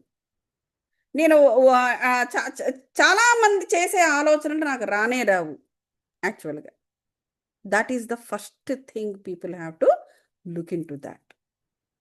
నాతో కలిసి చదువుకున్న వాళ్ళందరూ చాలామంది ఆ ముఖాలు అవి ఇవి అన్నీ మారిపోయినాయి. ఎందుకంటే ఈ బయట ప్రపంచంలో ఉన్న ఈ లో క్వాలిటీ ఎనర్జీస్ అన్నిటికీ కూడా వారు ఓన్ చేసుకుంటున్నారు. అది. అదే ఎందుకంటే అదే సత్యమని వాళ్ళు నమ్ముతున్నారు గాబట్టి. అందువల్ల పరమానంద గారు ఏం చెప్తున్నారంటే సారీ పరమహంస యోగానంద గారు ఏం చెప్తున్నారంటే, "సత్యాన్ని మేలుకొలుపు, అసలు సత్యాన్ని మేలుకొలుపు" అన్నారు. "దివ్య సత్యముతో నువ్వు ప్రభావితమవ్వు" అన్నారు. అవన్నీ దివ్య సత్యాలు కావు. నిన్ను పాడు చేసే సత్యాలవి. వాటినే నువ్వు నమ్ముతూ ఉన్నావు. అది ఇక్కడ అర్థం చేసుకోవాల్సింది. విశ్వశక్తితో శృతి కలపండి. విశ్వశక్తితో శృతి కలపాలి. ఇలాగ అందరూ కూడా ఇలాగ ఓడిపోయిన వాళ్ళ శక్తులతోటి లేకపోతే వ్యాధులు తో బాధపడుతున్న అంటే నువ్వు జాలి చూపించు. వద్దని చెప్పట్లా. వాళ్ళకేదైనా సహాయం కావాలంటే చెయ్యు. But you do not bind. నువ్వు బైండ్ అవ్వాల్సిన అవసరం లేదు గదా! బైండ్ అయిపోయి వాళ్ళ షూలోకి నువ్వెళ్ళిపోయి నిలబడాల్సిన అవసరం లేదు కదా! నువ్వు సహాయం చేయడానికి నువ్వు ప్రతి వాళ్ళ షూలోకి నువ్వెందుకెళ్ళిపోవాలి? రకరకాల భావాలుంటాయి. రకరకాల జీవితాలుంటాయి. రకరకాల జీవన మార్గాలుంటాయి. నీకేదో నచ్చింది నువ్వెంచుకున్నావు. సరే, అది కూడా నువ్వు బైండింగ్ లేకుండా చెయ్యి. నువ్వు బైండ్ అయ్యావు అంటే వాళ్ళ వల్లే. లేదా నువ్వు దేన్నైతే నమ్ముతున్నావో దాని వల్లే నీకు నష్టమొస్తుంది. ఇంకెవరి వల్ల ఏం రాదు. ఫలానా వాళ్ళ వల్ల ఇలా జరిగింది. వీళ్ళ వల్ల ఇలా జరిగింది. రాంగ్. రాంగ్. నువ్వున్న స్థితి ఏదో ఆ స్థితి వల్లే నీకు జరిగింది. నీ స్థితితో ఏ సంబంధం లేని వాడి వల్ల నీకు జరగదు. అది లేదది. అది విశ్వ నియమాల్లో అది లేదు. సో నువ్వు బైండ్ అయ్యావు. ఆ స్థితి నువ్వు ఏ మార్గం నువ్వు ఎంచుకున్నావో ఆ మార్గంలో నువ్వు బైండ్ అవ్వకుండా నువ్వు చేయటం లేదు. నువ్వు బైండ్ అయి చేస్తున్నావు. అందువల్ల ఆ మార్గం వల్లే, ఆ మార్గంలో ఉన్న ఆ మనుషుల వల్లే నీకు ప్రాబ్లం వస్తుంది. వేరే ఇంకెవరితోనూ సంబంధం ఉండదు. ఇది ఇది ఇది విశ్వం యొక్క నియమాలవి. ప్రపంచ నియమాలు ఏముండా, అది ప్రపంచ నియమాలు ఏముంది, మనుషులే పెట్టుకుంటారు. అది వారి వారి కన్వీనియన్స్ ప్రకారం వాళ్ళ కంఫర్ట్ కోసము రకరకాల నియమాలు పెట్టుకుంటారు. Who cares? అది కాదు మెయిన్, అది కాదు సత్యము. సత్యం ఏంటంటే విశ్వం యొక్క నియమాలు. ఆ నియమాల్లో నువ్వు అనే మాట లేదు, అక్కడ ఎక్కడా ఉండదు. అక్కడ సైన్స్లో కానీ ఉందా? లేదు. ఆధ్యాత్మికతలో ఉందా? లేదు. కొన్ని రాజ్యాంగంలో ఉందా? లేదు. ఈ మూడింట్లో లేనివి నీకెందుకు? నీ మార్గంలో ఉన్నాయి. నీ మార్గంలో ఉండడం, నీ మార్గానికి నువ్వు బైండ్ అవుతూ ఉండడం వల్ల నీ మార్గముల వాళ్ళు, నీ మార్గం వల్ల, నీ మార్గం వాళ్ళ వల్లే నువ్వు బాధలు పడుతున్నావు. అది సత్యము. సత్యాన్ని ఆ విధంగా తెలుసుకోవాలి. ఎదుటి వాడిని జడ్జి చేయకూడదు అంటారు. What is the meaning? ముందు నిన్ను నువ్వు చేసుకో. Soul scan. సో విశ్వశక్తితో ఎప్పుడు శృతి కలిపి ఉండాలి. మీరొక కర్మాగారంలో పనిచేస్తున్నా, వ్యాపార ప్రపంచంలో జనులతో కలుస్తున్నా కూడా దివ్య సంకల్పాలు వదలకూడదు అంటున్నారు యోగానంద గారు. ఏమిటా ఇప్పుడు ఇంకోటి చెప్పారు, నాలో అనంతమైన సృజనాత్మక శక్తి ఉంది. ఇక్కడ చూసారు, ఇప్పుడు ఇందాకే చెప్పాను, ఏ మార్గమైనా ఎంచుకో. నువ్వు బైండ్ అయ్యావంటే అది నీ మార్గమే నీకు ప్రాబ్లం ఇస్తా. వాడిని వీడిని అనద్దని చెప్పాను, రైట్? సో అదే నేను ఇది రాబోవడానికి ముందుగానే నాకు ఆలోచన వస్తున్నది. ఇక్కడ అదే చెప్తున్నారు, నువ్వు కర్మాగారంలో పనిచేయి, వ్యాపార ప్రపంచంలో పనిచేయి, నువ్వు ఎక్కడైనా పనిచేయి, జనులతో కలిసి ఉండేటప్పుడు తప్పకుండా దివ్య సంకల్పం చేయమన్నారు. చూడండి ఏమిటో చదువుతాను. నాలో అనంతమైన సృజనాత్మక శక్తి ఉంది. కొన్ని ఘనకార్యాలను సాధించినదే నేను మరణించను. ఎందుకంటే నేను దివ్య పురుషుణ్ణి, వివేకము కలిగిన జీవిని, నా ఆత్మకు దివ్యమూలమైన పరమాత్మ శక్తిని. నేను వ్యాపార ప్రపంచంలో, ఆలోచన జగత్తులో, వివేక సామ్రాజ్యంలో నేను నూతన ఆవిష్కరణలు సృష్టిస్తాను. నేను నా తండ్రి ఒకరే. సృష్టికర్త అయిన నా తండ్రి వలె కోరుకున్న దేన్నైనా నేను సృష్టించగలను. మనకు ఆ శక్తులు ఉన్నాయి కదా, క్రియేటివిటీ, ఇమాజినేషన్ అండ్ మేనిఫెస్టేషన్. అంటే ఎందుకు? ఆ క్రియేటర్లో నుంచి ఒక భాగం కాబట్టి మనకు కూడా ఆయన శక్తులు మనకి ఉన్నాయి. భగవంతుడి విశ్వశక్తి సాగరమైన విశ్వప్రాణముతో ఎలా సంబంధం పెట్టుకోవాలో YSSSRF పాఠాలు మీకు బోధిస్తాయి. అది ఏమిటో మరి తెలియదు నాకు, ఆ రోజుల్లో ఏమున్నాయో. అత్యుత్తమ పద్ధతి ఏమిటంటే మందులు, భావోద్రేకాలు మొదలైన కృత్రిమ ప్రేరణల ద్వారా కాకుండా శక్తిని నేరుగా ఆంతరిక మూల వనరు నుంచి గ్రహించండి అంటున్నారు. చూసారా? ఇప్పుడు చాలామంది ఉంటారు, ఏవో రకరకాల లేహ్యాలు తింటూ ఉంటారు, లేకపోతే ఇంటెలిజెన్స్ పెరగాలని ఏవో మందులు వేసుకుంటూ ఉంటారు. అలా వద్దంటున్నారు ఇక్కడ, రైట్? మెమరీ పెరగడానికి మందులు వేసుకుంటుంటారు, నిద్రపోవడానికి మందులు వేసుకుంటూ ఉంటారు. డోంట్ డూ దాట్ అంటున్నారు. మందులు, భావోద్రేకాలు కొంతమందికి. ఇప్పుడు చాలామందిని చూస్తూ ఉంటాను, వాళ్ళు ఎక్కడో హర్ట్ అవుతారు, ఇంకెవరికో ఫోన్ చేస్తారు, I got a hurt somewhere, could you please talk to me and bring. అలా అది ఒక కృత్రిమమైనది. నువ్వు అడుగుతున్నది దేవుణ్ణి కాదు, నీలాంటి ఒక మామూలు మనిషిని. ఆ మామూలు మనిషి అయినా కూడా is he or she is a guru. నువ్వు ఎవరిని అడుగుతున్నావు? నువ్వు నీ మానసిక స్థితిని సరిచెయ్యమని గురువు దగ్గరికి వెళ్ళావా? పోనీ ఎవరైనా మాస్టర్ దగ్గరికి వెళ్ళి మాట్లాడుతున్నావా? ఇప్పుడు దేవుడు ఎలాగూ రాడు, పోనీ ఆయన పక్కన పెట్టేద్దాం. సో నీలాగే కన్ఫ్యూషన్లో ఉండే ఒక అజ్ఞాని దగ్గరికి అడుగుతున్నావు కాల్ చేసి, ఫ్రెండ్ అని. ఇజ్ ఇట్ నాట్ ఏ కృత్రిమ ప్రేరణ? It is. సో అదే చెప్తున్నారు, అలాంటి ప్రేరణ ద్వారా కాకుండా భావోద్వేగాలు కూడా కలిపారు ఇక్కడ. భావోద్వేగాలు, ఉద్రేకాలు కాకుండా ఆ శక్తిని నేరుగా అంతరిక మూల వనరు నుంచి గ్రహించమంటున్నారు. అంటే నువ్వు అంతరంగంలోకి ప్రవేశించు, నీలో నీవు ప్రవేశించి సొల్యూషన్స్ అక్కడ అడుగు అన్నారు. నీ సమస్యలకు సొల్యూషన్ నీ లోపల నుంచి వస్తుంది, అక్కడ అడుగు. నువ్వు ఎక్కడెక్కడ ఎవరినో అజ్ఞానులకు ఫోన్ చేసి అడగడం కాదు. గురువు దగ్గరికి వెళ్ళినా ఒక బాగుంటుంది, ఇక్కడ అది కూడా చేయవు కదా. శరీరము వెనకే బ్రహ్మాండమైన శక్తి ప్రవాహం ఉంది, దాన్ని నేను మర్చిపోయాను. కానీ ఇప్పుడు ఆత్మ సాక్షాత్కారం అనే గుణపముతో తవ్వడము ద్వారా ఈ ప్రాణశక్తిని నేను మళ్ళీ కనిపెట్టాను. చూసారా, ఆయన రాసిన స్వాస్థాలతో రాసింది. నేను ఈ మాంసమాయ దేహాన్ని కాను, ఈ దేహములో పరివ్యాప్తమై ఉన్న దివ్య విద్యుత్ శక్తిని నేను. చూసారా, నేను వాడిన మాట వచ్చేసింది డివైన్ స్పార్క్. సో దాని తెలుగులో ఏం రాశారు ఇక్కడ? దివ్య విద్యుత్ శక్తి. ఈ దేహంలో పరివ్యాప్తమై ఉన్న దివ్య విద్యుత్ శక్తిని నేను. ఆత్మ నుంచి వచ్చే divine spark spreads all your 7 bodies. Okay, so అందుచేతనే మనము ఈ బాడీని వదిలేసినా కూడా we don't lose the spark. The spark goes back to your soul. ఇది మనం అర్థం చేసుకోవాల్సింది. అంటే ఎప్పుడు మనము ఆత్మస్వరూపంలో ఉంటామనడానికి the best example to say that. So పరీక్షల వలన మీ ఆత్మకు హాని కలుగుతుందా? చూద్దాము. ఎన్నో పరీక్షలు జీవితంలో, ఎన్నో పరీక్షలు చూద్దాము. ఏవైనా ఆత్మకు ఆత్మకే హాని కలగదు. Okay, but anyway what he said, మీరు అమరులని తెలుసుకోండి. చూసారా, ముందు మన అమరులను తెలుసుకోండి. మర్త్యత్వపు పాఠాల చేత అణగదొక్కబడకూడదు. మర్త్యత్వపు అంటే మరణించే ఈ దేహము, ఇది నేర్చుకునే పాఠాల చేత అణగదొక్కబడకూడదు. ఇందాక చెప్పాను నేను, ఆత్మ మీద ఎఫెక్ట్ ఉంటుందా అండి? ఉంటుంది. ఎందుకు? ఈ మాయాశక్తి భూమి మీద ఉంది కదా. అంటే కంప్లీట్గా ఉండదు, టెంపరీగా అయినా సరే. ఎందుకు? ఆత్మ యొక్క డివైన్ స్పార్క్ మొత్తం 6 బాడీస్ కూడా ఆవరించున్నాయి. అదే ఆరా అంటాం మనం, రైట్? నువ్వు ఒక్కొక్క బాడీతో పనికిమాలిన పనులు, పనికిమాలిన ఆలోచనలు చేస్తూ ఉంటే ఈ స్పార్క్ దాన్నే గ్రహించేస్తూ ఉంటుంది. సో ఆటోమేటిక్గా ఎంతో కొంత ఎఫెక్ట్ నీ ఆత్మ మీద పడుతుంది. అలాగే దేవీ దేవతలకు కూడా జరిగింది. తంత్రము వాళ్ళ మీద ఉపయోగించినప్పుడు దేవి ఎఫెక్ట్ అయ్యింది ఆ 9 రోజులు ఆవిడ యుద్ధంలో. అలాగే కృష్ణుడు ఎఫెక్ట్ అయ్యాడు, రాముడు ఎఫెక్ట్ అయ్యాడు, సీత ఎఫెక్ట్ అయ్యింది.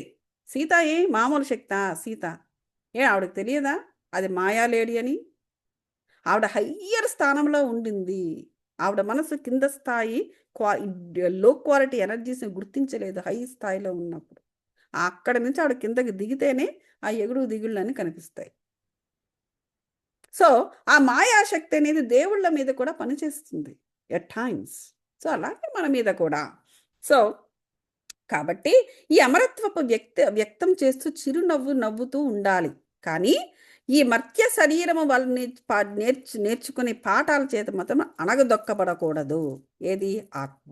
సో నేను అమరుణ్ణి అని, నా అమరత్వాన్ని తిరిగి పొందడం ఎలాగో నేర్చుకోవడానికి మాత్రమే మానవ పాఠశాలకు వచ్చాను. చూసారా, ఇక్కడ బాగా గుర్తు పట్టుకోండి. నా అమరత్వాన్ని తిరిగి పొందడం ఎలాగో నేర్చుకోవడానికే. అంటే మనము ఒకవేళ మన పైన ఆత్మ పైన ఇటువంటి ఎఫెక్ట్ వచ్చినా మళ్ళీ తిరిగి మనం పొందగలగాలి. అలా పొందడానికి ఈ మానవ పాఠశాలకు పంపబడ్డాను. ఈ భూమిపై ఉన్న సమస్త శుద్ధి చేసే జ్వాలలు సవాలు చేసినా నేను ఆత్మను కనుక నన్నెవరూ నాశనము చెయ్యలేరు. అగ్ని నన్ను కాల్చలేదు, నీరు నన్ను తడపలేదు, గాలి నన్ను చెయ్యలేదు, కృషింపజేయలేదు, పరమాణువులను చెదరగొట్టలేవు. మనం కూడా అంతే కదా. ఇప్పుడు వీఆర్ ఆల్ మాలిక్యూల్స్, రైట్? శక్తి స్వరూపం. శక్తి అంటే ఏంటి? పార్టికల్స్ రూపంలో ఉంటుంది. ఆ పార్టికల్స్ అన్నీ కలిసి ఒక శక్తిగా ఏర్పడుతుంది, రైట్? వాటన్నీ డిసింటిగ్రేట్ అయిపోతే మన జీవశక్తి అలాగే కదండి జరుగుతుంది. మన ప్రతి ఆత్మనాశనం లేనిది, కానీ జీవము నశిస్తుంది. అదే మరి మరణము. జీవం నశిస్తుంది. నశించినప్పుడు ఈ బాడీ ప్లస్ మనసు, ఈ ఎమోషన్స్, ఈ పార్టికల్స్ అన్ని ఎక్కడికి వెళ్ళిపోతున్నాయి? ఈ భూమి మీదే ఈ వాతావరణంలో ఉంటాయన్నమాట. సో, కాబట్టి ఆ పరమాణువులు నన్ను చెదరగొట్టలేవు. అమరత్వపు పాఠాలను కలకంటుకున్న అమరుణ్ణి నేను. ఇట్లా అనమాట. ఇవన్నీ కూడా మనం చెప్పుకుంటూ ఉండాలి. వినోదం చూడాలంతే. ఎన్నో జన్మలలో మీరు ఎన్నో పాత్రలు పోషించారు. కానీ అవన్నీ అవన్నీ మిమ్మల్ని వినోదింపజేయడానికి మీకివ్వబడ్డాయి. అది. చూసారా? మిమ్మల్ని భయపెట్టడానికి కాదు. అమరమైన మీ ఆత్మని ఎవరూ తాకలేరు. జీవితమనే చలనచిత్రంలో మీరు ఏడవచ్చు, నవ్వచ్చు, అనేక పాత్రలు మీరు పోషించొచ్చు. కానీ లోలోపల ఎప్పుడూ మీరిలా అనాలి. అహం బ్రహ్మాస్మి. ఆ జ్ఞానాన్ని ఆకలింపు ఊరికనే అటు ఇటు తిరుగుతూ అహం బ్రహ్మాస్మి అనుకుంటూ ఉండండి. ఏముంది అందులో? అదే పెద్ద కష్టమా?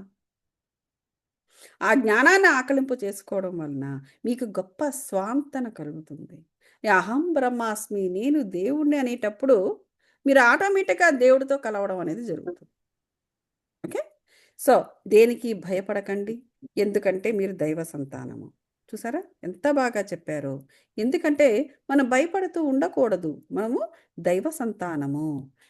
అది మనకి ఇక్కడ ఆపుదామండి. చాలా పెద్దది ఇది.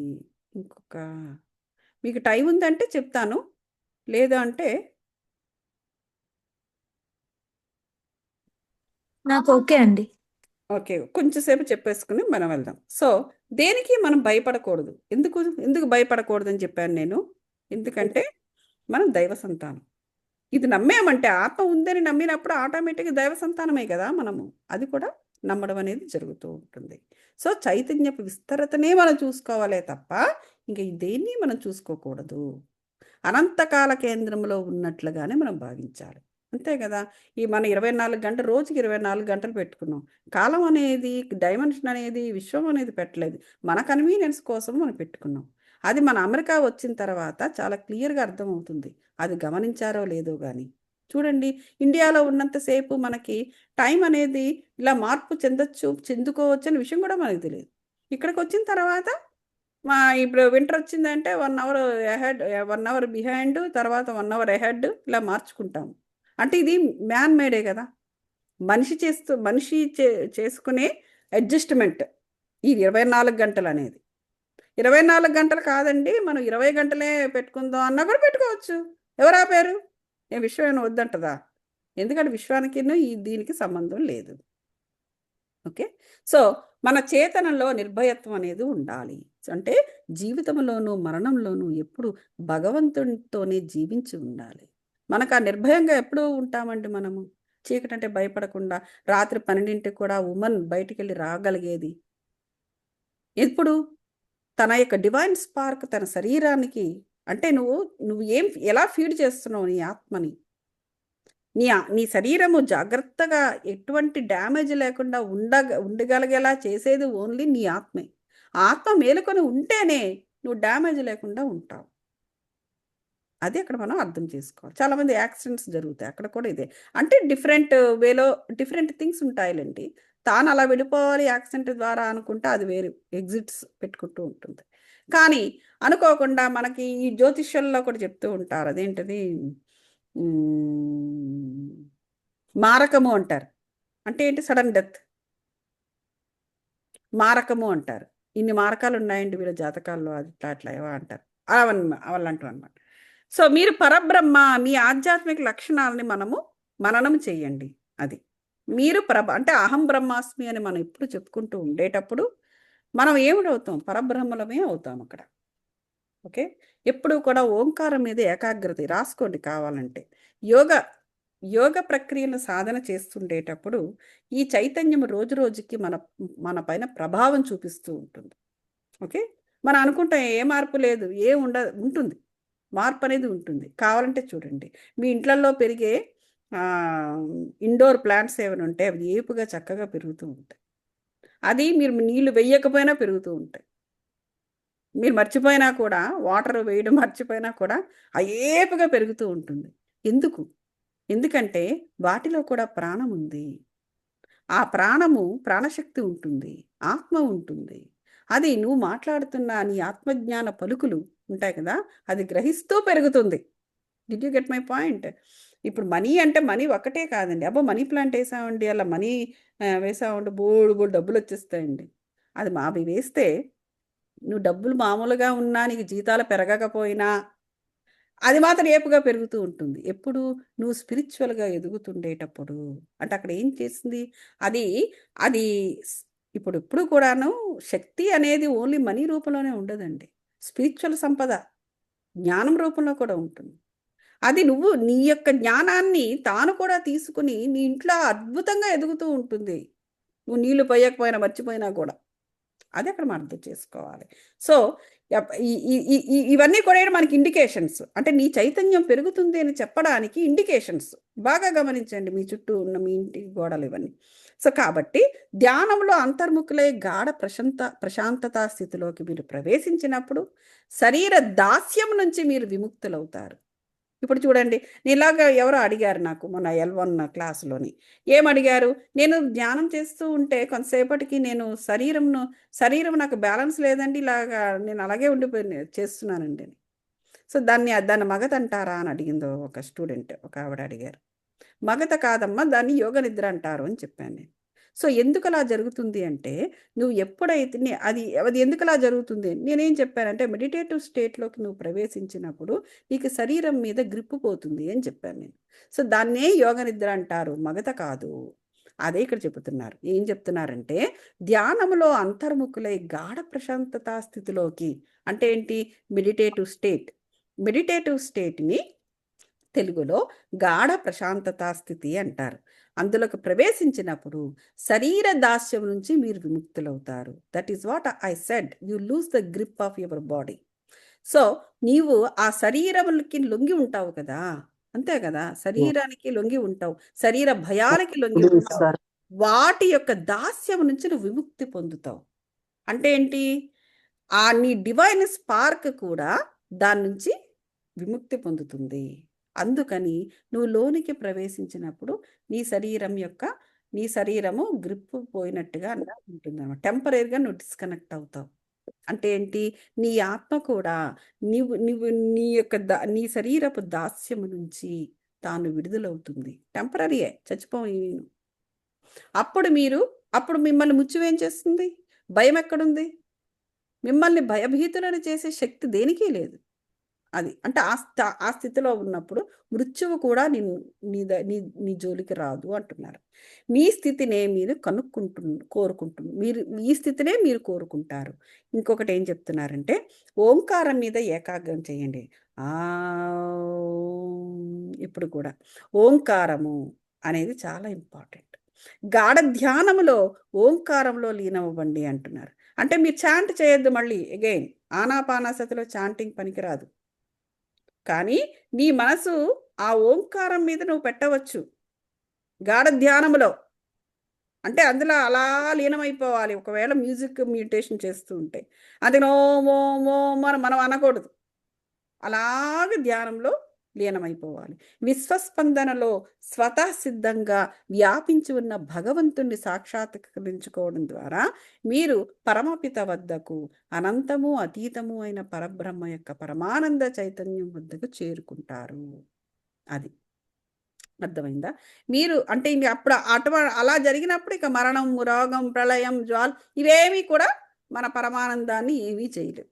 మీరు పరబ్రహ్మ, మీ ఆధ్యాత్మిక లక్షణాలను మననం చేసుకోవాలి. అర్థమైంది కదా? యోగి అవుదామనుకున్న ప్రతి సాధకుడు దగ్గర కూడా మనసు ఎప్పుడు తన దగ్గరే ఉండాలి. ఆ మనసు అనేది ఎప్పుడు కూడా ఆ మనస్సు చేతిలో మనం వెళ్ళకూడదు. మనసు మన చేతిలో ఉండాలి. తీవ్రమైన కోరికలు ఉండకూడదు, దురాశ ఉండకూడదు, వశం తప్పకూడదు. వశం తప్పకూడదు అంటే కంట్రోల్ తప్పకూడదు. అలా అది నేను కాదు, ద్వేషము అతని నిజ ప్రకృతి ఏమిటో తెలుసుకోవాలి. కొంతమంది ద్వేషిస్తూ ఉంటారు, ఇట్స్ ఎ హ్యాబిట్. నిత్యానంద చెప్పారు మొన్న. నిత్యానంద ఏమన్నారంటే, ఏది యాక్సిడెంట్గా జరగదు మానవుడికి. వాడి కోపం కూడా యాక్సిడెంట్గా ఏం రాదు. అది వాడు ఎన్నో జన్మల నుంచో, లేకపోతే ఆ జన్మలోనే ఎన్నో సంవత్సరాల నుంచి ప్రాక్టీస్ చేస్తున్న హ్యాబిట్ అది. ఇప్పుడు దుఃఖం ఉండకూడదు, అందరూ సంతోషంగా ఉండండి అని అందరూ చెప్తున్నారు. అని నువ్వు సంతోషంగా ఉండాలనే విషయం అయితే నీకు తెలుసు. కానీ you always invite only the trauma bonding. అది నీ హ్యాబిట్.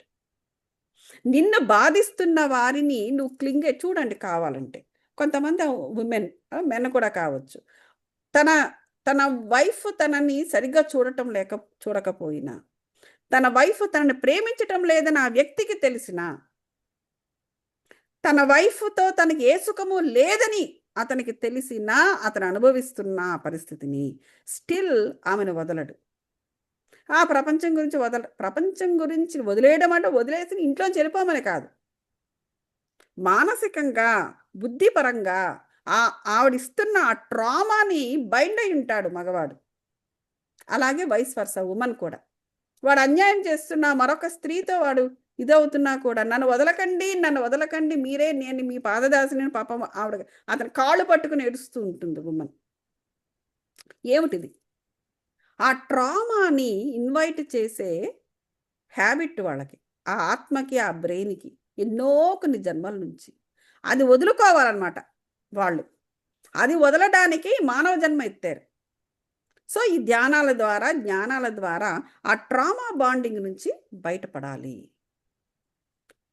అది.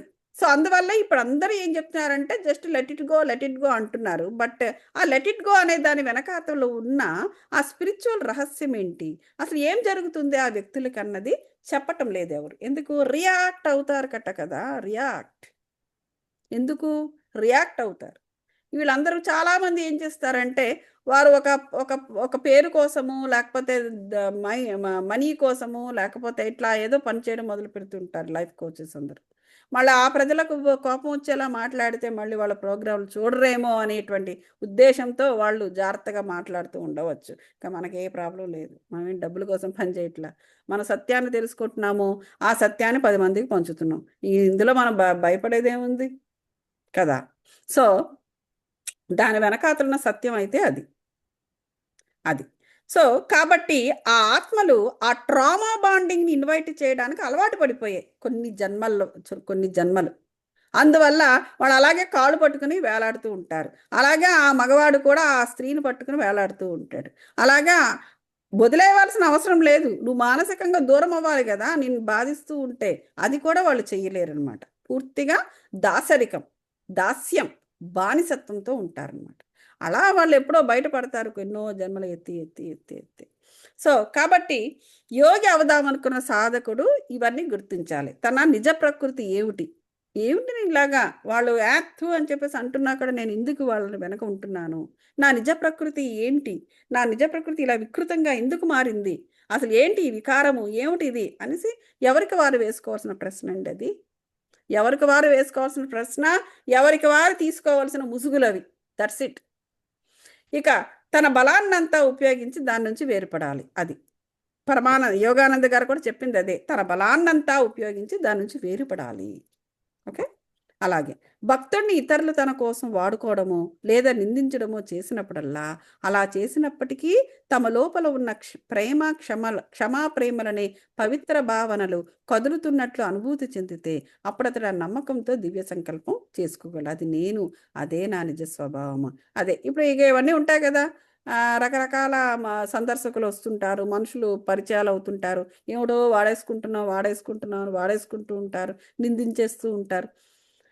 సో అవన్నిటినీ కూడా ఆత్మకు ఎఫెక్ట్ కానివ్వకుండా చూసుకోమంటున్నారు. దేని ద్వారా? క్షమ ద్వారా, ప్రేమ ద్వారా. సో ధ్యాన యోగం అంటే తమ నిజతత్వం ఎరుకని సుస్పష్టమైన ఆధ్యాత్మిక మనోభౌతిక పద్ధతులు, నియమాల ద్వారా పెంపొందించుకుని స్థిరపరచుకునే ప్రక్రియ ధ్యాన యోగం అంటే. అది చూసారా, ధ్యానం అంటే ఏంటండి అంటే మనం టెక్నిక్ చెప్తాం, దీన్ని ఇలా చేయాలి అలా చేయాలి. అసలు ధ్యానం ఏంటంటే నీ నిజతత్వం, నీ ఎరుకని తెలిపేది. రాసుకోండి కావాలంటే, ఎవరైనా అడిగే ధ్యానం అంటే ఏంటండి అంటే నీ నిజతత్వం అమ్మా, అది నీ నిజతత్వము, నీ యొక్క నిశ్చలత్వం, నువ్వు నిశ్చలమైన దానివని నీకు ఎక్కడ తెలుస్తుంది? నువ్వు భూమి మీద ఇంకెక్కడ నిలబడినా నిన్ను నిశ్చలంగా ఉండనివ్వరు ప్రజలు. కానీ నువ్వు ధ్యానం చేసేటప్పుడు నువ్వు ఎంత నిశ్చలంగా ఉండగలవో నీ గురించి నీకు తెలుస్తుంది. నిశ్చలతత్వము. అలాగే నీ ఎరుక తెలుస్తుంది. నీ యొక్క సుస్పష్టమైన ఆధ్యాత్మిక మనోభౌతిక పద్ధతులు ఏమిటో, ఆ నీ ఆత్మ యొక్క పద్ధతులు ఏమిటో తెలుస్తుంది. ఈ ధ్యానంలో ఇవన్నీ జరుగుతాయి.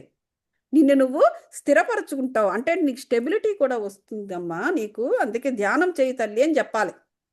అది అక్కడ మనం తెలుసుకోవాల్సింది.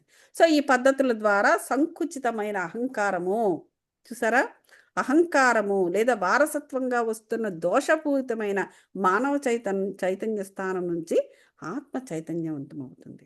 ఇప్పుడు చూడండి, మనం ఎన్నో రకరకాల వంశాల్లో పుడతాం, రైట్? ఆ వంశంలో కూడా ఎన్నో రకాల దోషాలు ఉంటాయి, అంతే కదా? ఆ దోషాలన్నిటి నుంచి కూడా, ఆ దోషపూరితమైన వారసత్వం నుంచి కూడా ఈ మానవ చైతన్య స్థానములో ఈ ఆత్మ బయటపడుతుంది. ఎందుకు? ఈ ఆత్మ అండి ఏంటంటే సూక్ష్మ శరీరము.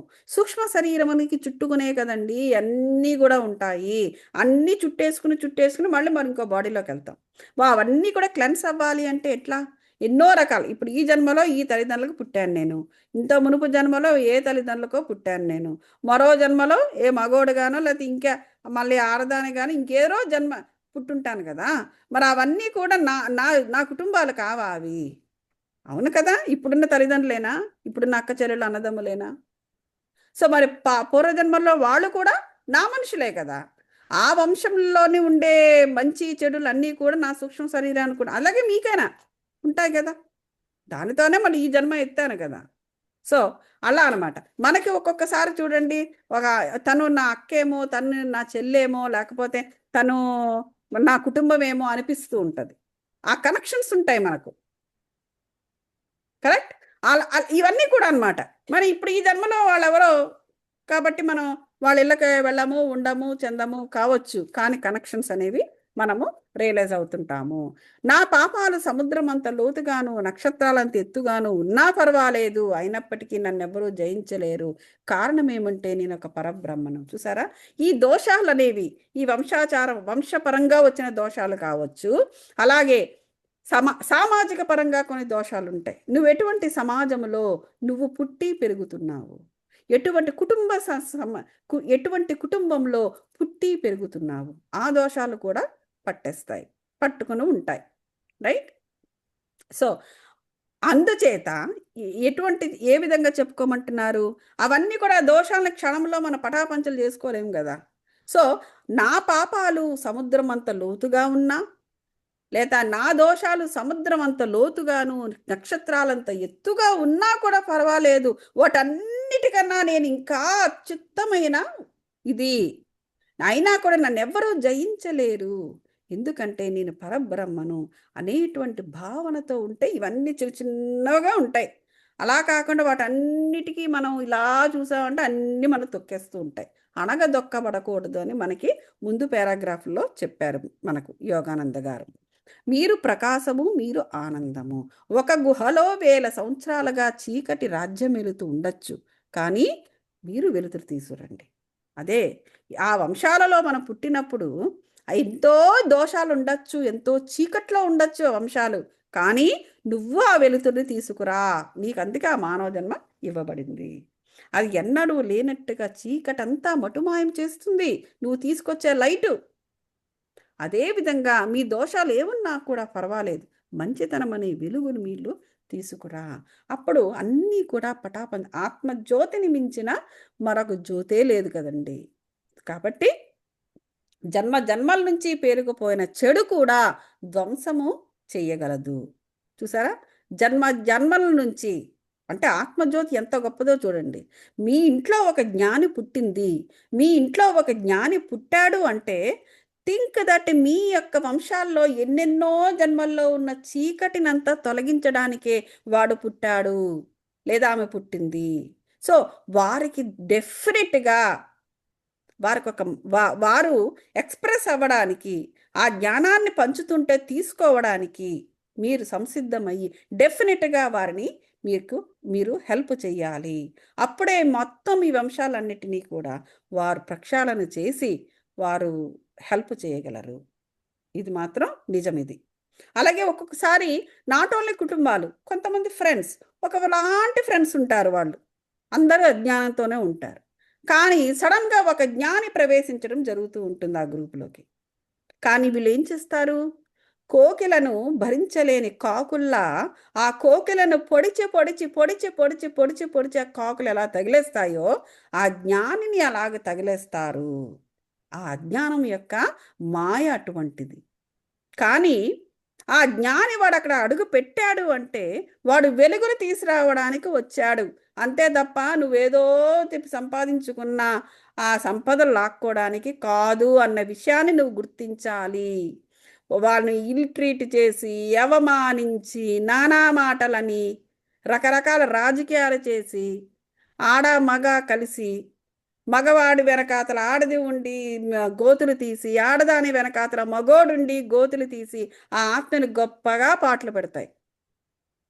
ఎందుకంటే వాళ్ళు లైట్ని అవాయిడ్ చేస్తూ ఉంటాయి కాబట్టి, వాటికి లైట్ వద్దు కాబట్టి. అయినా సరే అశాంతి ఉన్న చోట, యుద్ధము జరుగుతున్న చోట దేవుడు ఎలాగైతే జీసస్ని పంపిస్తాడో అలాగే ఇతర ఆత్మలను, వెలుగుతో లైట్తో ఉన్న ఆత్మలను కూడా పంపిస్తాయి. కానీ నువ్వు మాత్రము నీచాతి నీచంగా బిహేవ్ చేస్తుంటావు వారి యందు. ఇది అక్కడ జరుగుతున్న ఇది. అయినా సరే ఆ ఆత్మ అటువంటి అవమానాలు పొందినా జీసస్ను, కృష్ణుణ్ణి, ఇలా అలాంటి గొప్ప గొప్ప ఆత్మల యొక్క చే ప్రభావితమై ఉండి వారి యొక్క మార్గాల్లో నడుస్తూ వారి తత్వాలను అర్థం చేసుకుని తన క్వాలిటీని తను పోగొట్టుకోకూడదు. ఇది ఈ ఆత్మ నేర్చుకునే లెర్నింగ్. ఈ ఆత్మ వల్ల ఆత్మలు అజ్ఞానం నుంచి బయటికి రావాలి, కానీ వాళ్ళు they don't want to do that. అలాగని చెప్పేసి ఈ ఆత్మ తనకున్న ఉన్నతిని వదులుకోకూడదు, తన క్వాలిటీని వదులుకోకూడదు జీసస్ లాగా. ఓకే, సో ఇప్పటి పరిమితులని, పీడకలను మర్చిపోండి. అంటే ఇప్పుడున్న పరిమితులన్నీ ఉంటాయి కదా, వాటన్నిటి మన పీడకలను మర్చిపోవాలి. వాటితో మన సంబంధం లేదు మనకి. నేను స్వయం ప్రకాశాన్ని, చీకటి నా కోసం కాదు, నా ఆత్మ ప్రకాశాన్ని అది నేను ఎప్పుడూ కప్పి ఉంచలేదు. చీకటి ఉంటుంది, చీకటి మనుషులు, they are all called dark forces. Dark forces అంటే ఎప్పుడు కూడా మనం దయ్యాల్ని, భూతాల్ని చీకట్లో 12 గంటల తర్వాత తిరిగేవి అనుకుంటాం. పట్టపగలే మనిషి రూపంలో కూడా డార్క్ ఫోర్సెస్ ఉంటాయి. ఓకే, ఆ డార్క్ ఫోర్సెస్కి మనం ఎప్పుడు కూడా లొంగకూడదు. తెల్లవారి లేవగానే దివ్య సంకల్పం చేసుకోమన్నారు. జీసస్ పేరు మీద వచ్చింది చూడండి. జీసస్ ఇతర గురువులందరి వలె నేను దేవుడి పుత్రుడను, ఆయన నుంచి అజ్ఞానం అనే పరదా వెనక దాక్కోను, వివేకముతో తళుక్కున మెరుస్తాను నేను. ఆ విధంగా ఎప్పటికీ పెరుగుతున్న ఆధ్యాత్మిక పారదర్శకత్వం ద్వారా ఆయన సర్వపరిపూర్ణ ప్రకాశాన్ని పూర్తిగా అందుకోగలుగుతాను. ఆయన కాంతిని పూర్తిగా అందుకొని నేను దైవపుత్రుడినని తెలుసుకుంటాను. ఆయన ప్రతిరూపంగా తయారు చేయబడ్డం వలన నేను ఎప్పుడు దైవపుత్రుడని, ఎప్పుడూ నేను దేవుడి బిడ్డని, నా శక్తి నాకు వచ్చే పరీక్షలన్నిటికన్నా గొప్పది. గతంలో నేను చేసిన చెడు పనులను ధ్యానము ద్వారా, మంచి పనుల ద్వారా నేను ఇప్పుడు రద్దు చేయగలను. వాటిని నేను తుదముట్టిస్తాను. ఎప్పటికీ నేను అమరుణ్ణి. చూసారా, మనం రద్దు చేయాలి. అన్రిజాల్వ్డ్ ఇష్యూస్ని రిజాల్వ్ చేయాలి. అందుకే మనకి L1లో ఒక పాఠం ఉంది. ఏమిటా పాఠము? సాంఘిక సంబంధాలు, పరస్పర సంబంధాలు అనేటువంటి పాఠం మనకుంది. అదేంటంటే వాళ్ళు ఏం చెప్తారు? రిలేషన్స్ని వదలొద్దంటారు ఆ ట్యాబ్లెట్లో. ఎందుకంటే నువ్వు వాటిని రిజాల్వ్ చేయాలి. నీకు ఆ రిలేషన్ నీ యొక్క దారిలోకి వచ్చింది అంటే నువ్వు అలా వదిలేయడానికి లేదు, దాన్ని రిజాల్వ్ చేయి, వదిలించుకోవాలి. అది లెట్ ఇట్ గో అంటే అర్థము. సో రిజాల్వ్ ఇక్కడ కూడా అదే చెబుతున్నారు వాళ్ళు. Okay, yeah. నెక్స్ట్, ప్రాపంచికమైన ఆలోచనలు, కోరికలను మనం తొలగించుకోవడానికి ఈ రాత్రి అనేది ఉంది. అంతే కదా, పొద్దునంతా పడి రాత్రికి వాటన్నిటి నుండి మనము నిర్మూల్యం చేసుకోవాలి. ఓకే, నెక్స్ట్ ఏంటంటే మనము అయిపోయింది ఆల్మోస్ట్. మనము ఒక ప్రేమ, మీరే ప్రేమ. మన ప్రేమ స్నేహం గురించి ఆల్రెడీ చాలా చెప్పుకున్నాం. దివ్య ప్రేమను మనం అనుభవిస్తుండేటప్పుడు పుష్పానికి పశువుకి మధ్య, మనిషికి ఇంకో మనిషికి మధ్య మనకి తేడా కనిపించదు. ఇందాక నేను సీత గురించి చెప్పాను, గుర్తుందా? దాన్ని మళ్ళీ ఇక్కడ చెప్పుకుందాం చూడండి. ఇప్పుడు దివ్య ప్రేమను మీరు అనుభవిస్తున్నప్పుడు అంటే ఏంటి, మీ ఎక్కడో మనము అంత ఎత్తుగా హయ్యర్ వైబ్రేషన్స్తో ఉండేటప్పుడు, ఇప్పుడు మన పైన విమానంలో వెళ్తూ ఉంటామండి, మన ఇలా కిందకు చూస్తాం అనుకోండి, మనకు అన్ని ఈ పెద్ద పెద్ద మేడల దగ్గర నుంచి చిన్న గుడిసెల వరకు అన్నీ కూడా మనకు ఆ ఎగుడు దిగుడు కనబడదు, అన్నీ చిన్నగా ఉండి ఒకటే స్థాయిలో ఉన్నట్టు కనిపిస్తాయి. అదే విధంగా ఆత్మకు కూడా హై వైబ్రేషన్స్ ఉన్నప్పుడు అది కింద వైబ్రేషన్స్ని అర్థం చేసుకోలేదు. కిందనున్న వైబ్రేషన్స్, ఆ లో క్వాలిటీ ఎనర్జీస్, ఆ మనుషులు, వాళ్ళు తీసుకొచ్చే ప్రాబ్లమ్స్, వాళ్ళు ఇచ్చే బాధలు, అవమానాలు, ఇది అర్థం చేసుకోదు. అర్థం చేసుకుంది అర్థం చేసుకోపోవడం వల్లే వాళ్ళు ఇంకా ఎగ్జిస్ట్ అవుతున్నారు. ఒకసారి ఒక దివ్యాత్మ గనక అర్థం చేసుకున్నది అనుకోండి, ఏమవుతుంది, ఒకసారి ప్రళయం వస్తుంది. దేవుడికి ఒక్కసారి అర్థమైపోయింది అనుకోండి, ప్రళయం వచ్చేస్తుంది. దేవుడేమి కావాలి మనిషి అనేమి శపించక్కర్లా, ఆ శక్తే వెళ్ళి పటాపంచలు చేస్తుంది. వాళ్ళకి అర్థం కాకపోవడం వల్ల వీళ్ళు ఇంకా బ్రతుకున్నారు, లేదా వీళ్ళు ఇంకా ఎంజాయ్ చేస్తున్నారు లైఫ్ని. సో కాబట్టి దివ్య ప్రేమను అనుభవిస్తుండేటప్పుడు ఏం జరుగుతుందంటే, పుష్పానికి పశువుకి మధ్య తేడా తెలియదు. సీతకు అలాగే జరిగింది కదా. అంత సీతకు తెలియదా అండి, ఆ మారీచుడు అనేవాడు మాయాలేడి రూపంలో, దట్టు అదేమన్నా సహజంగా ఉందా?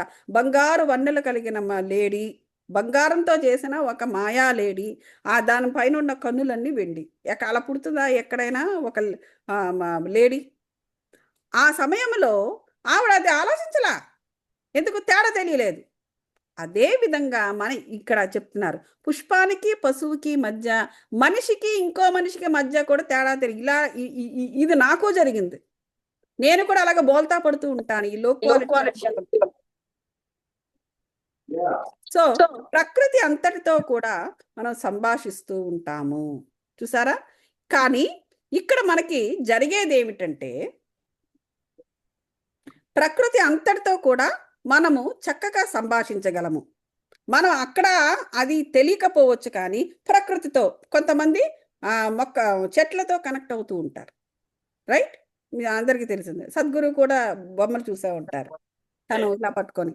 సో ఇలాంటివన్నీ అది అది జరుగుతూ ఉంటుంది. ఏంటి, ఆ హయ్యర్ వైబ్రేషన్ ఎనర్జీ ఫ్రీక్వెన్సీలో ఈ విశ్వముతో కనెక్ట్ అవ్వడం అనేది ఉంటుంది. కానీ ఈ లో క్వాలిటీ ఎనర్జీలోని మనిషికి మనిషికి మధ్య ఉన్న తేడాలు, పుష్పానికి పశువుకి మధ్య ఉన్న తేడాలు, ఇవి వాళ్ళకి తెలియదు. అలా తెలియకే సీత మాయాలేడిని నమ్మింది, ప్రాబ్లమ్స్లో పడింది.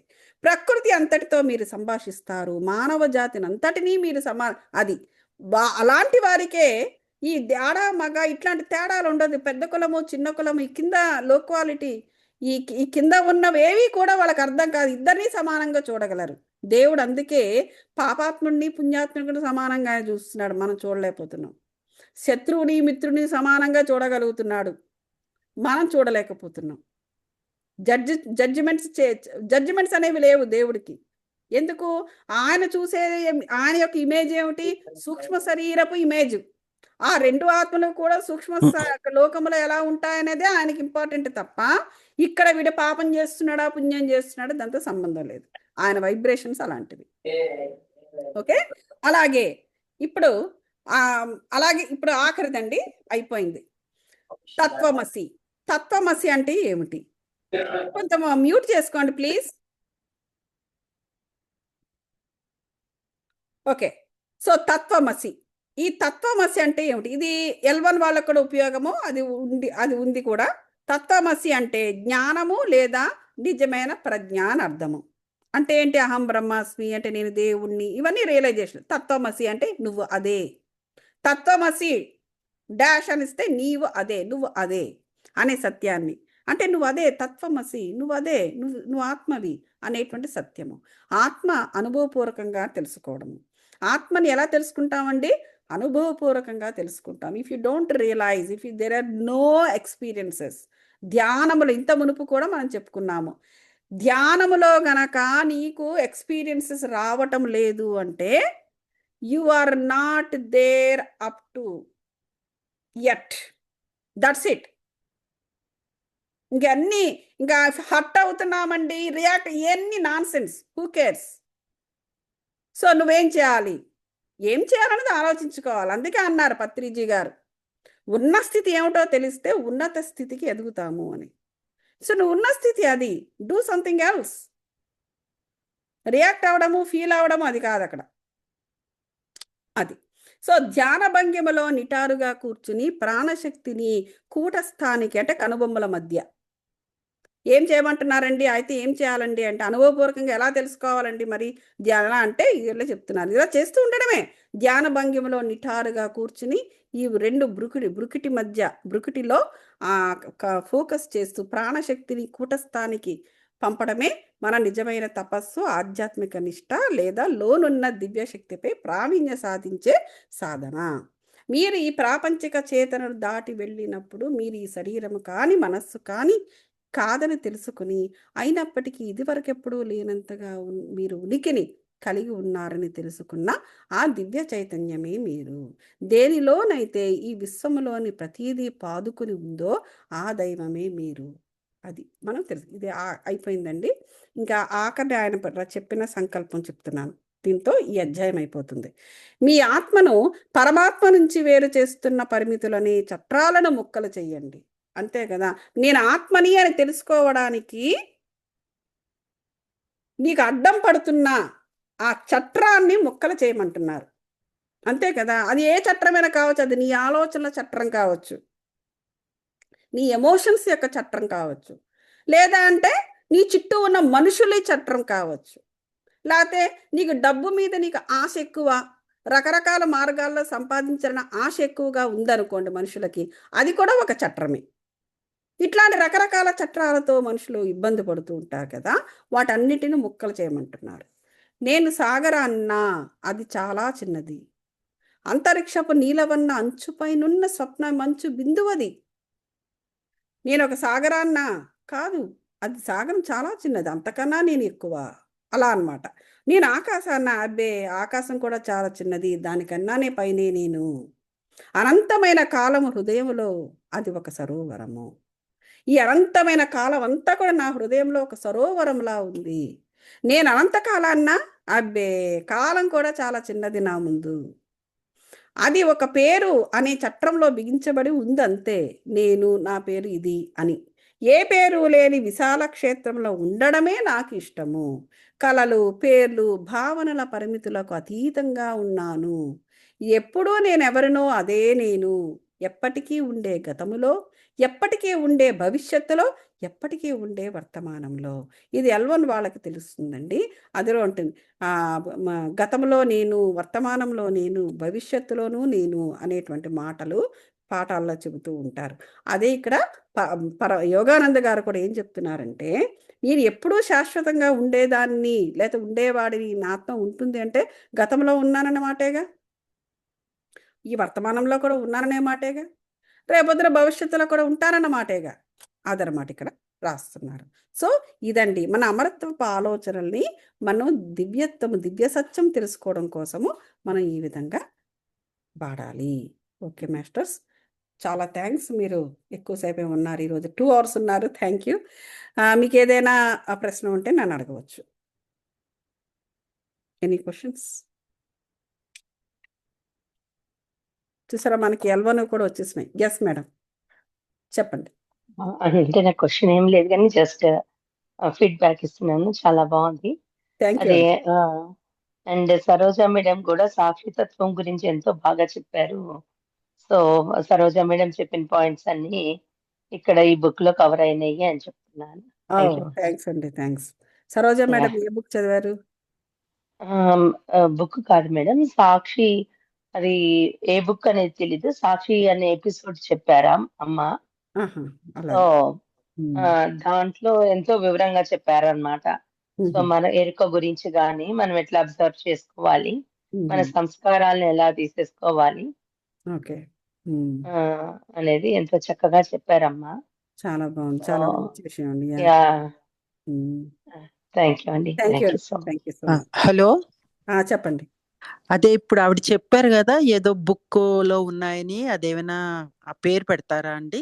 సాక్షి అంటుంది ఏంటంటే ఆ బుక్ గురించి చెప్తారా అండి మీరు కొంచెం?